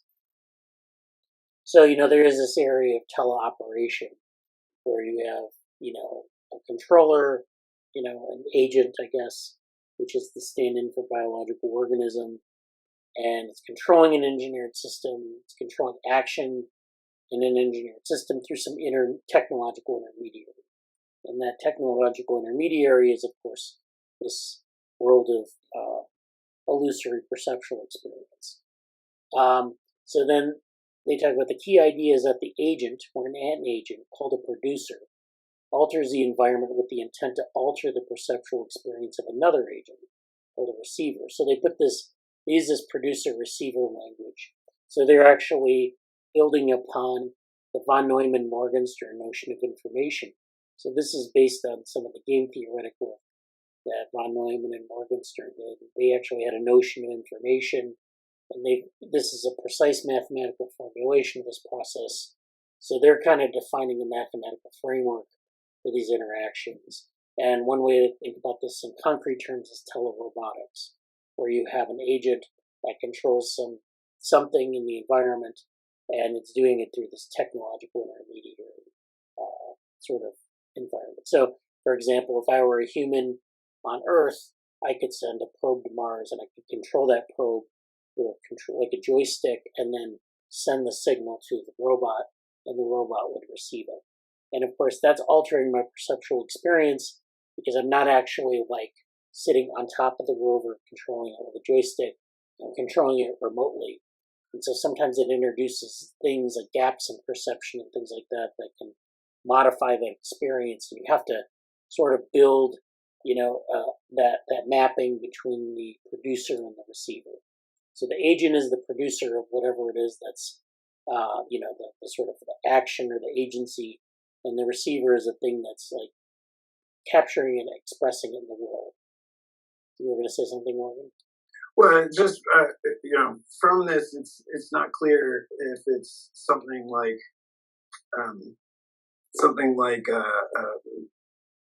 remember that like old 50s work where the guy wore the prisms, glasses, so that it inverted the world, or whether it's something like the Eagleman company, the Buzz device, where it's like you can having a tactile device that's translating heat, the infrared detection is being translated into a tactile sense, or both, right? Right. Well, yeah, it could be that. I mean, I think they're just trying to come up with a overarching mathematical framework for this. So it's not like they're mapping it to any one problem. But that would be an interesting thing to, kind of work in this model and just kind of put in real-world examples of things. And so I give the teleoperation of the Mars probe as an example of something where you have this producer it's producing maybe a perceptual signal, and then the environment might be altered, which is this other agent called the receiver is receiving it. And of course, there are all these latencies in terms of timing. So if you make the wrong move in your joystick, it transmits it to the rover, and then you have like this gap of time that you can't respond. So if it goes into a ditch, you're stuck there, at least temporarily, and then you have to fix your mistake. And if you were driving like a car, it would be ridiculous because you'd drive into a barrier and then you'd have to wait like 15 minutes to get it out of the barrier. It wouldn't make any sense on its own, but like since teleoperation, that whole process is decoupled. The process of actually being able to observe your environment and act on it in real time. So it really does separate out like perception and action. It decouples that loop quite a bit. And so you could apply that to a number of different systems. So this von Neumann-Morganstern notion of information is really, I guess, key to this. This formulation is then applied to the cases of engineered and biological agents, the discussion of its implications for existing fields such as virtual reality, robotics, or even social media. And so they kind of go through. So this is a review article. It's sort of an argument for this. And so I'm looking for something. Well, this is just some illusions here. When they say perceptual illusions, they mean like bistable illusions, like the rabbit-duck illusion. So if you look at this, if you look at this sort of at first glance, it looks like a duck. Or if you look at it another way, it looks like a rabbit. Sometimes you look at it and it looks one way and you have to like blink your eyes a couple times and you can like see the other pattern that's in here. Of course, the white and gold dress or the black and blue dress, this is like an illusion that blew people's minds when it was on social media. It's basically this, like, do you see this dress as black and blue or white and gold? People didn't have an answer because they would see it in a different way. So there are these bistable percepts that are illusions, but you also have this teleoperation aspect where there's a gap in your sensory motor loop that allows can allow these sort of alternate percepts to kind of come into the loop. And so there are a lot of examples. There's a lot you can like kind of explore in this area in terms of research. And so that's what they're getting at. Then they talk about sort of defining an agent, and people have done that in a lot of different contexts. They talk about an information space, which is where it's defined as the non-empty set of all internal states. So it's basically each internal state that's not empty. So it's like any sort of mental state that you can think of. So they're talking about the von Neumann and Morganstern games of imperfect information extended to robotics. So this is where you have imperfect information. So it means you don't know everything about the world. And this is where these illusions come in. These are games, of course. These are two-player games, so they model it. So this is different than Shannon's notion of information, which is independent but can be used in conjunction with the von Neumann and Morganstern approach. So you have these internal states. This is your information state. You have this external state space, X space, which are the non-empty set of all possible physical states of the agent's body and environment. So you have these internal states, which are the mental states. You have these external states, which are like things in the world, body and environment. These are just states that we kind of define as individual. I mean, it's kind of hard to say what a state is, but it's like a distinct configuration, basically. And then, we kind of go through this. We model actuation. So we let U be the set of actions available to the agent. So not all actions are available to the agent. It just acts on a set of actions that are available. So it's a subset of our act space. And then, so our transition function is X times U goes to X. So U is of course, the set of actions available to the agent. It's multiplied by this X space. and then that gives us our restricted X space. And so an action is applied at stage K from X state. So again, our action selects upon that restricted X state and gives us something to act on. Sensing is modeled by a sensor mapping X to Y, which Y is a set of all possible sensor observations. So we go from our X state to our Y, which is the possible sensor observations. So our restricted X state then is restricted by what we can sense, what we can perceive, or do feature selection on. At each stage K, an observation Y sub K equals H X sub K is produced using the X state at stage K. So that's why we have X sub K. Extensions are possible, such as being action-dependent, time-dependent, or even based on a history of states, as is the case in odometry, which is footfall patterns or whatever. So basically, we have all these different restrictions of our physical world. So all possible states, the things we can access, and then the things that are observed at any one time. And then then we can model that. Suppose that its action at each stage depends only on its I state. So it means that it has to have an internal state of this as well. So it's not just enough to perceive it, it has to recognize it. And so if it's not, you perceive a lot of things that you don't recognize. Sometimes there are things that happen in your visual field, for example, that you don't pay attention to, and you neglect those things. But sometimes you can draw your attention to other things that are, salient in the environment versus non-salient. You can maybe some of that information is subliminal. So there are a lot of things that we can do in our perceptual systems. In this case, they're talking about having these states that recognize the percepts. So that's another filter to that. But of course, we can play around with that a little bit. And then we end up with a couple dynamical system that leads us to this, this evolution over time. So this kind of goes through how we, internalize these sort of things in the environment. And it kind of goes through the mathematics. I'm not going to go through any more of the mathematics. But this talks about some of the applications to robotics. So you have a robot placed in a bounded, unknown environment, and it tries to explore this discrete grid. The robot can occupy white tiles, but not black tiles. So these white tiles are the occupiable space. So it's a subset of the environment. And then an encoding of a partial map is obtained for some exploration. So as this robot explores its space, it's exploring different places in the space, and it's a subset of the space that it can explore, but a subset of the space that it makes a map of. So in any given place it goes in the environment, it's not exploring the full environment, it's exploring a subset of the environment. And then it can recognize a subset of that. And then that's its mental model for this space. And so this can change from robot to robot. As you can imagine, different configurations of a robot, different morphologies can maybe explore different parts of the space. So the white grid changes its shape, and then you get these different subsets that it can recognize.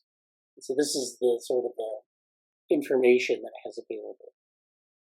And so this allows us to also explore things with respect to illusions, because illusions will take on different configurations as well. And so that's where they're going with this. And so we're interested in all the plausible things that it can recognize and extract information from. So this is, I think, this is something we can, if you're interested in, we can talk about more. We can explore this. But I think this is a really nice approach, the way they laid this out mathematically. I wonder, how this applies. I mean, we have to kind of think about this in terms of real world systems to kind of get a sense of what's possible. Yeah, but I mean, definitely, it always seemed like virtual reality's strength as a cognitive, as a cognitive science tool or cognitive research tool was always about creating illusions or being able to, change the environment to change the perception. on demand. Yeah. And such a big part of vision science research is creating illusions or manipulating illusory effects. Yeah. Because how much they say about the perceptual system itself, and or being in a perceptual niche at that point in terms of specifically what cells are being used and how they're communicating, and being able to kind of limit yourself to known interactions, for instance, in terms of contrast response functions and things like that. Yeah, I think that's definitely, and then there are a lot of ways you could model that too. One of the things though is if you're in an environment where you have some augmentation, like if you're driving a car and you have these things that pop up in front of you, these cognitive aids, and we've kind of designed those systems in that way to think about it as, if I give you information in the right place, you can use it and you'll benefit from it. But of course, we know that if you put too much information on a display, it can also distract you. So what they're talking about here is illusions, meaning that you can change the environment and you can have different ways that people respond. But also, like you said, as Ghazali Lab focuses on with games like NeuroRacer, how any augmentation is potentially also a multitask. But by creating a multitask, you potentially divided attention, right. and divided attention is less than the sum, right. and as well as their main focus, at least of NeuroRacer as originally, how older adults just changes in your ability to multitask over development. Yeah, that's great. Okay, yeah, thanks. That was a good paper. Really intriguing, food for thought, and we'll have to follow back up on it because I think it's something that we can draw from, at least the concept, Yeah, I'd like to. I mean, was it Laval? Yeah, Stephen Laval. Yeah, it'd be great to see this in use, or what, or from that review, were there good examples of how that mathematical framework is being utilized?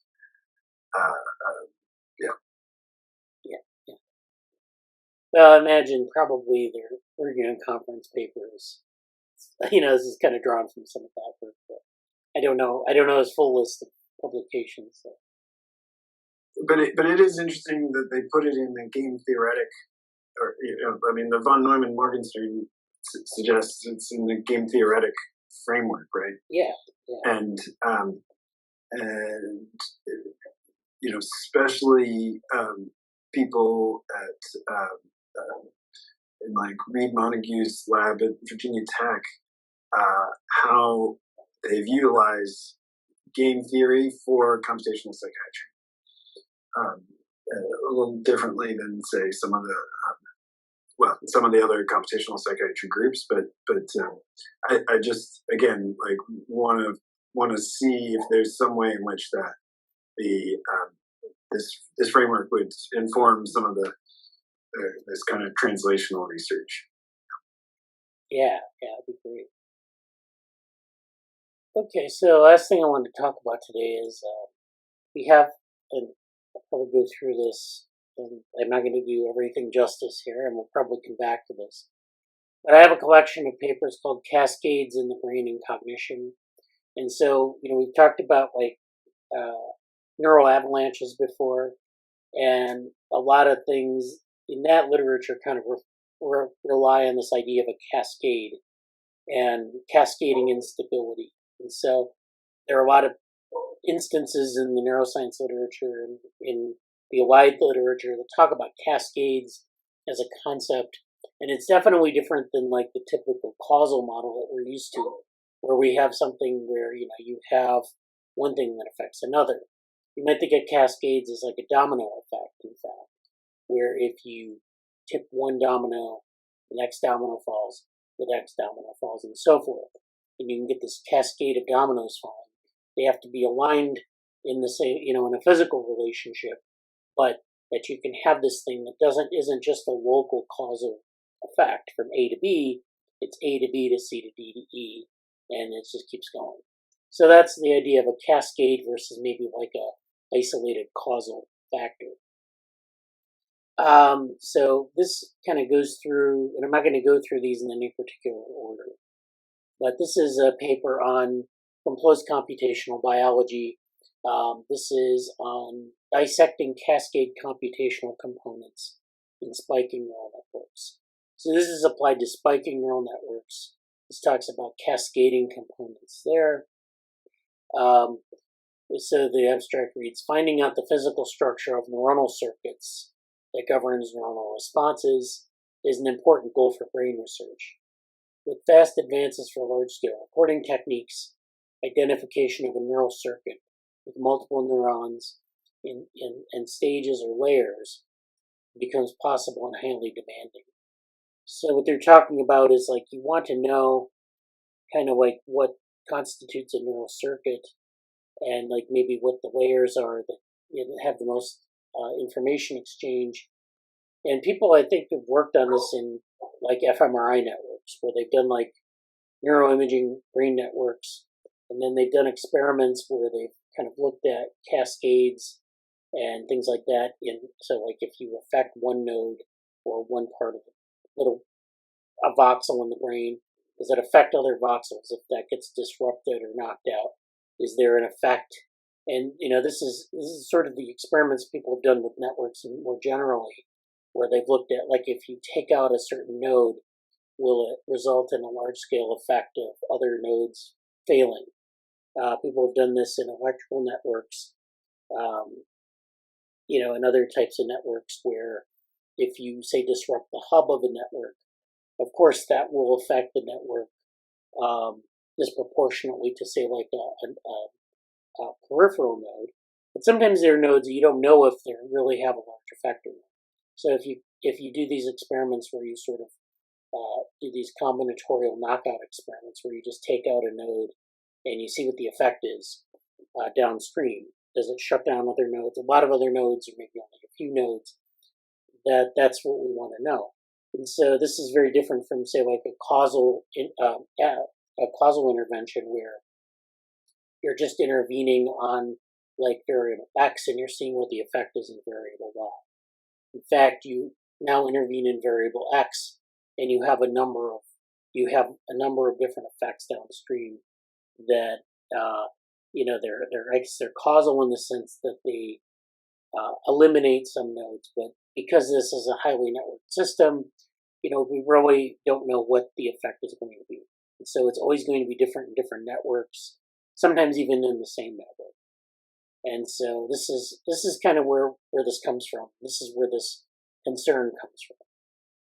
So although methods for mapping the connection structure of circuits has been greatly developed in recent years, they are mostly limited to simple scenarios of a few neurons in a pairwise fashion. Though we saw with respect to networks that we usually think in terms of pairwise relationships, and we have to be able to kind of figure this out. We want to figure it out causally, but sometimes we have these cascades that are very different from our typical causal sort of intuition. And so they use this method called spike-triggered non-negative matrix factorization, SDNMF, and this can address some of these issues of trying to find functional circuits, but also having this sort of, this sort of structure of cascading effects. And so they basically use spiking activities reported at neurons in the output layer.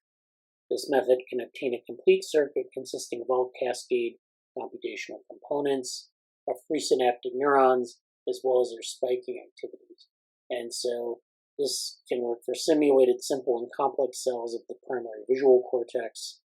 We can use this technique to dissect the pathway of visual computation.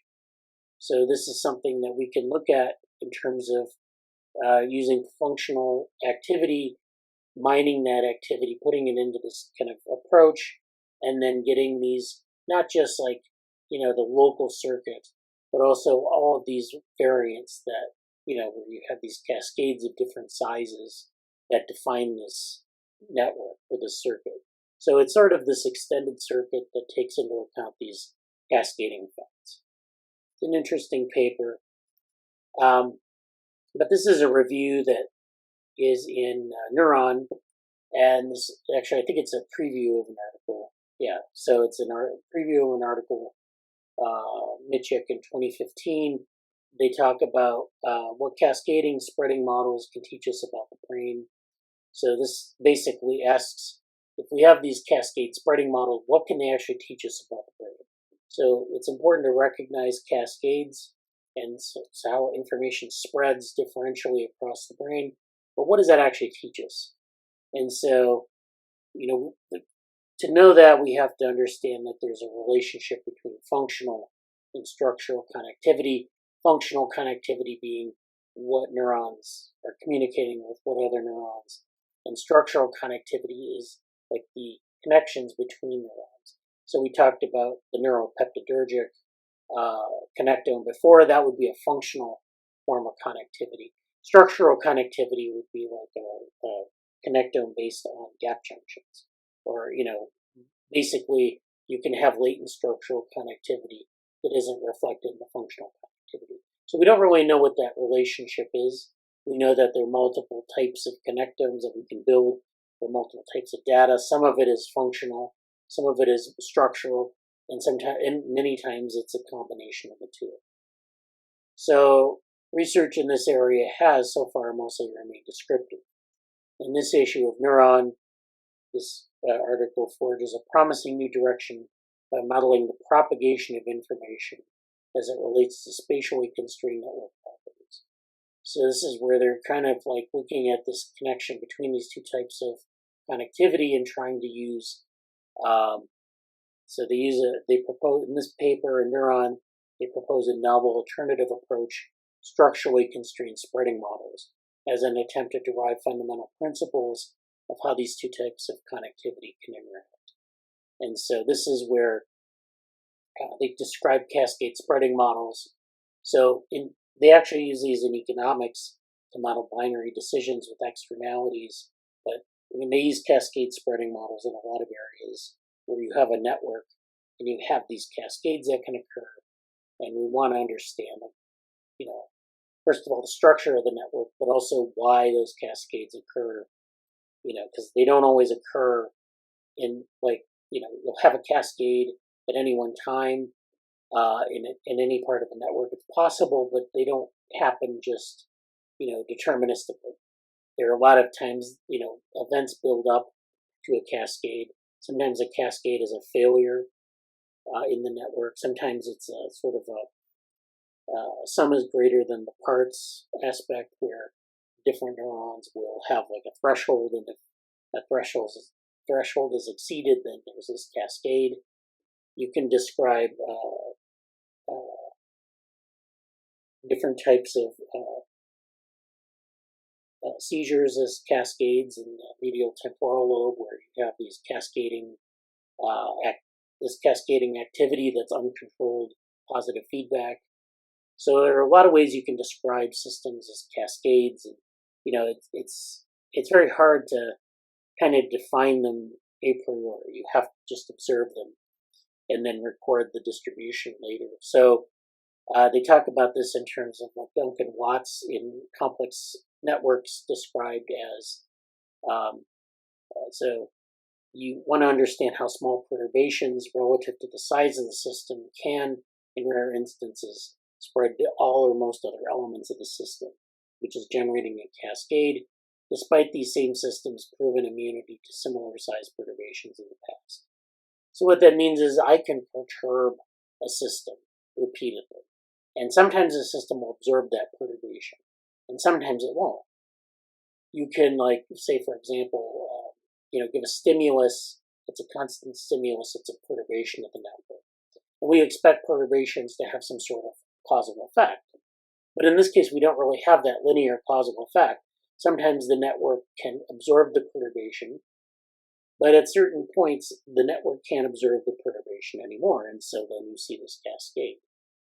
And sometimes it's a cascading failure, sometimes it's a spread of information.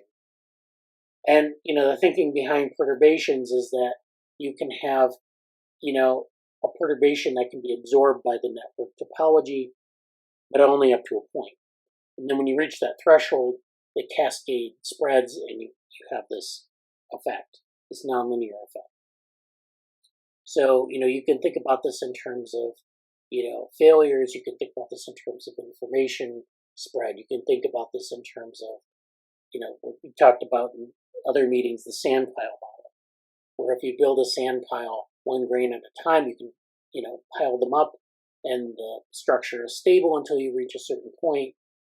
You keep dropping grains one at a time, you reach a certain size, and then there's a cascade, which is a displacement of grains because of instabilities in the overall structure. Again, it's not necessarily something you can predict. There's maybe a size limit or maybe like a limit of perturbations, but you can't necessarily predict that. It's distributed in a way that's not predictable. You get cascades for different perturbation lengths. Sometimes the same perturbation length may or may not give you a cascade. Sometimes the same accumulation of events may or may not give you a cascade. So it's a very nonlinear process. And so they just talk about it here to talk about some of these differences between different types of brain networks. And that's the real problem. Or, again, one of the reasons that we're going to be talking about OSL dynamics, and I've brought up this package called Pi Unicorn before, is taking these spatial models or these physical models, like you're talking about with the anthills, the sand models, but then imagining at each of those points, each of those grains, you have a nonlinear time series. Yeah. Yeah. And it's bringing that nonlinear, the difficulties of nonlinear time series analysis at scale. Right? So, for instance, if it's fMRI data, Bandettini here is talking about Sporn's work, which is really diffusion, right? Where, again, you're not trying to bring in the nonlinear time series analysis of neurons. More in the first paper you covered, but just the difficulty of making these nonlinear time series analysis models spatiotemporal. Yeah, is really hard. Yeah, I think that's important too, is that there's a spatiotemporal component that, we even talked about that, yeah. Well, let's see what we have in the rest of the papers. Yeah, so let's see. The third paper is this logarithmic aging by instability, cascades, and disordered systems. This is from Nature Physics. So this is a more physics-oriented paper. So they talk about how many complex and disordered systems fail to reach equilibrium after they've been quenched or perturbed. So instead, they sluggishly relax towards equilibrium at an ever-slowing history-dependent rate, a process termed physical aging. So this is where you have a system that's been perturbed, and it doesn't really reach equilibrium right away. Sometimes it'll, exist in this sort of hysteretic domain, which means that there's this potential for nonlinearity. The microscopic processes underlying the dynamic slowdown during aging and the reason for its similar occurrence in different systems remains poorly understood. So again, they're talking about physical aging, not like biological aging. And it's just, the physical analogy we're going to translate to maybe a biological network. So, we want to keep those separate. But I guess there are analogies between biological and physical aging that we could make. We just won't do it here right now. And so here we reveal the structural mechanism underlying the logarithmic aging and disordered mechanical systems through experiments in crumpled sheets, which is where they crumple a sheet and they look at, they unfold it and they look at like how it responds. And simulations of a disordered network of bistable elastic elements. So again, you're stretching things out and they have this bistable physical state. We showed that under load, the system self-organizes to a metastable state, poised on the verge of an instability. This is where we have these two states, like we talked about earlier with the chromatin, so it can be in a bistable state. It can be poised in the middle and then go into either one state or another depending on the conditions. And so they're simulating this network of bistable elastic elements. We show that under load, the system self-organizes into a metastable state. It's poised on the verge of an instability, or it can remain for a long but finite time. So basically, it's poised to trigger a cascade, but it isn't cascading yet. So you can have these unstable states where, if you perturb it just the right way, it can basically become unstable and cause a cascade. But in other cases, it can maintain its instability. Maybe there are multiple, nodes that need to be unstable at the same time for something to cascade, or maybe it's just one node that needs to be unstable for a long enough time to trigger a cascade. The point is that you get this distribution of times to cascade that is, not uniform, and so that's the idea. So at some point these are going to cascade, but we don't know when. The system's relaxation is intermittent, advancing via rapid sequences of instabilities, grouped into self-similar aging avalanches. This is what we have, our avalanches. They're self-similar, meaning that they maybe look kind of similar, but they're not really similar. They have some maybe under similar conditions, but they're not really identical. Crucially, the quiescent dwell times between avalanches grows in proportion to the system's age, due to a slow increase of the lowest effective energy barrier, which leads to logarithmic aging. So this is a really kind of a technical paper. They talk about how to model this, and that's can be followed up on later. And finally, this paper, Turing's cascade instability, supports the coordination of mind-brain behavior. So this brings together into this sort of area of mind-brain behavior. And I'll just go through the abstract, and then maybe we'll follow up on this later, because it is, I think, relevant to a lot of the stuff we're doing. So the abstract reads, Turing inspired a computing metaphor of the mind and brain that has been handy and has spawned decades of empirical investigation. But he did much more and offered behavioral and cognitive science as another metaphor, that of the cascade. So Turing actually, in his work, he kind of offered this metaphor of the cascade, which we've seen examples of in connectomes and in physics. And indeed, this comes from physics, but Turing also was playing around with this notion of a cascade. And of course, Turing is known for computation, so this gives us perhaps a computational mechanism as well. The time has come to confront Turing's cascading instability, which suggests a geometrical framework driven by power laws and can be studied using multifractal formalism and multi-scale probability density functional analysis. So this is a little bit different language than the other papers, because it's kind of like they're thinking about this maybe anew in some ways, or separate from the other literature that we reviewed. Here we reviewed a rapidly growing body of scientific investigations, revealing signatures of cascade instability and their consequences for perceiving, acting, and thinking organisms. So this is like different than the connectome stuff we're looking at, where you want to identify cascades. In this case, we want to know what the consequences of cascade are. And so we review work related to executive functioning, postural control, and effortful perception.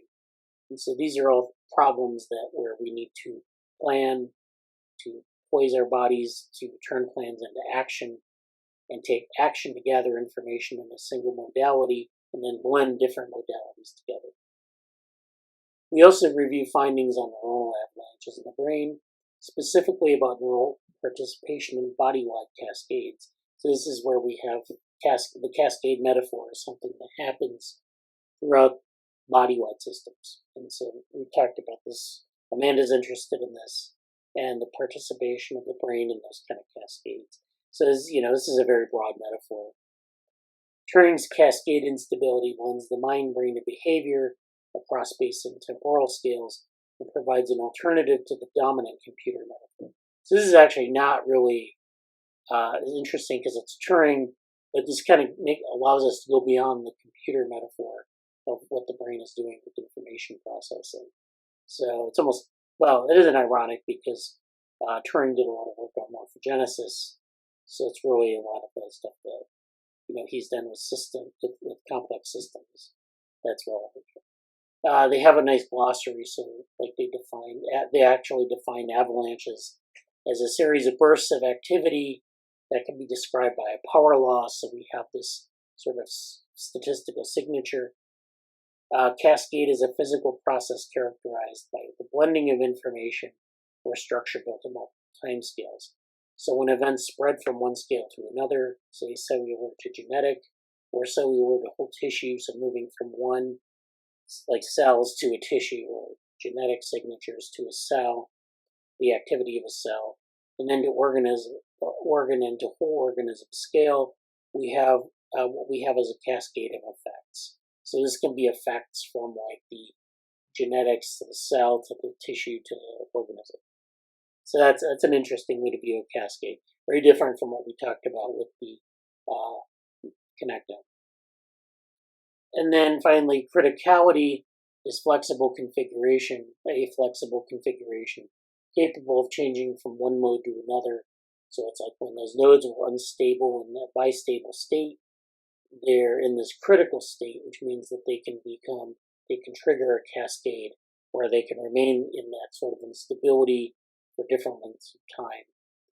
Exhibiting power law distributed avalanche sizes in certain complex systems with several interacting components, such as neural networks, forest fires, and power grids. And what that means is that they're different. These kind of systems, these are the systems that people have identified criticality as being essential to their operation. So in forest fires, usually have a forest fire that's contained, starts somewhere, and then it becomes uncontained if it has the right conditions.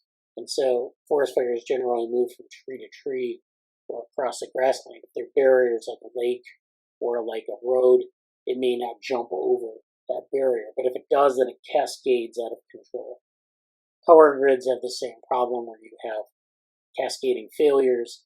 And then in neural networks, you can have cascades as we've described. And so these are, there are these branching processes that you can describe criticality and cascades with. And so this kind of goes through some terms that this audience perhaps is not familiar with. This is, I guess, a cognitive science audience. And it kind of goes through a lot of the stuff. And, it's Turing, but it's also Kelso and Hodges. So it kind of links into some of the dynamical systems approach to cognition that we've talked about.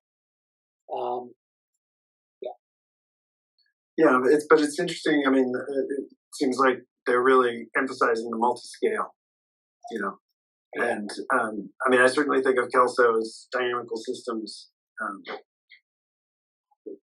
but yeah. Definitely is highly recommend that Karen paper. I forget where it's posted, but they have a nice review of all the different criticality measures and what they call edge of chaos, avalanche, and and again, like I don't know if I certainly don't think of avalanches as being a multi-scale phenomenon, right? But it makes sense, Like it's yeah. Okay, so that paper's in the Slack somewhere. I thought I saw it. Yeah. Let me.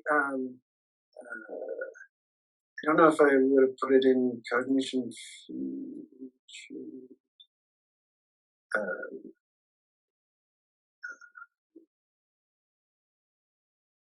Perhaps in neuroscience networks. Maybe.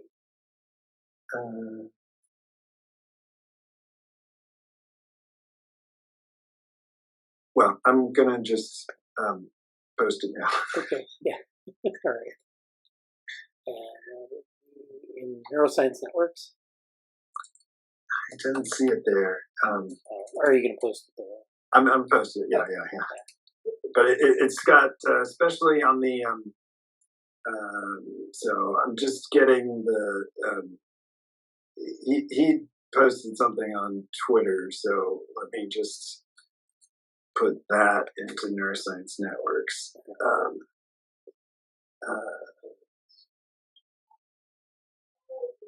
And, yeah. Okay, now this one. Verticality resting state. Yeah. And then if I click through, it's, I want to say it's like figure 7. So it's, you know, Amanda's interested because it's looking at multiple anesthesias. But again, why I think it's so relevant to the your paper discussion of you know, various examples of criticality in, you know, all sorts of domains. Yeah, there's just some nice, they end up kind of characterizing the different anesthesias, you know, versus, you know, subcritical versus supercritical. Yeah. But I want to say keep going, figure 7. Yeah, so almost all the way down to the discussion, there's just a nice summary of measures in figure 7 there, which it's got the avalanche criticality measures, edge of chaos measures, and then criticality related measures. And, you know, again, at least in the domain of nonlinear time series analysis techniques applied to electrophys, you'll recognize a lot of these. And again, like how difficult it is to apply them, and how dependent your results. We talked a lot about this on Wednesday. It's like how dependent your results are on the time bins that you use and the binarization procedure that you use too. Yeah. For some of these. You know, so it is obviously important in terms of, well, I liked what they said in the Turing Cascades paper, where it's like he was pushing up against the limits of computational abilities. Yeah. And we still might be there. Yeah, In terms of how well to, especially to find techniques that are kind of hyperparameter free. But really interesting. Yeah, great. Well, thanks for that. Yeah. So we'll probably revisit this next week and, you know, follow up. But for now, let's call it a meeting. And thank you for your great, discussion. Happy Thanksgiving, or happy Thanksgiving week. Yeah. Okay. All right. Thank you. Talk to you later. Take care. Bye.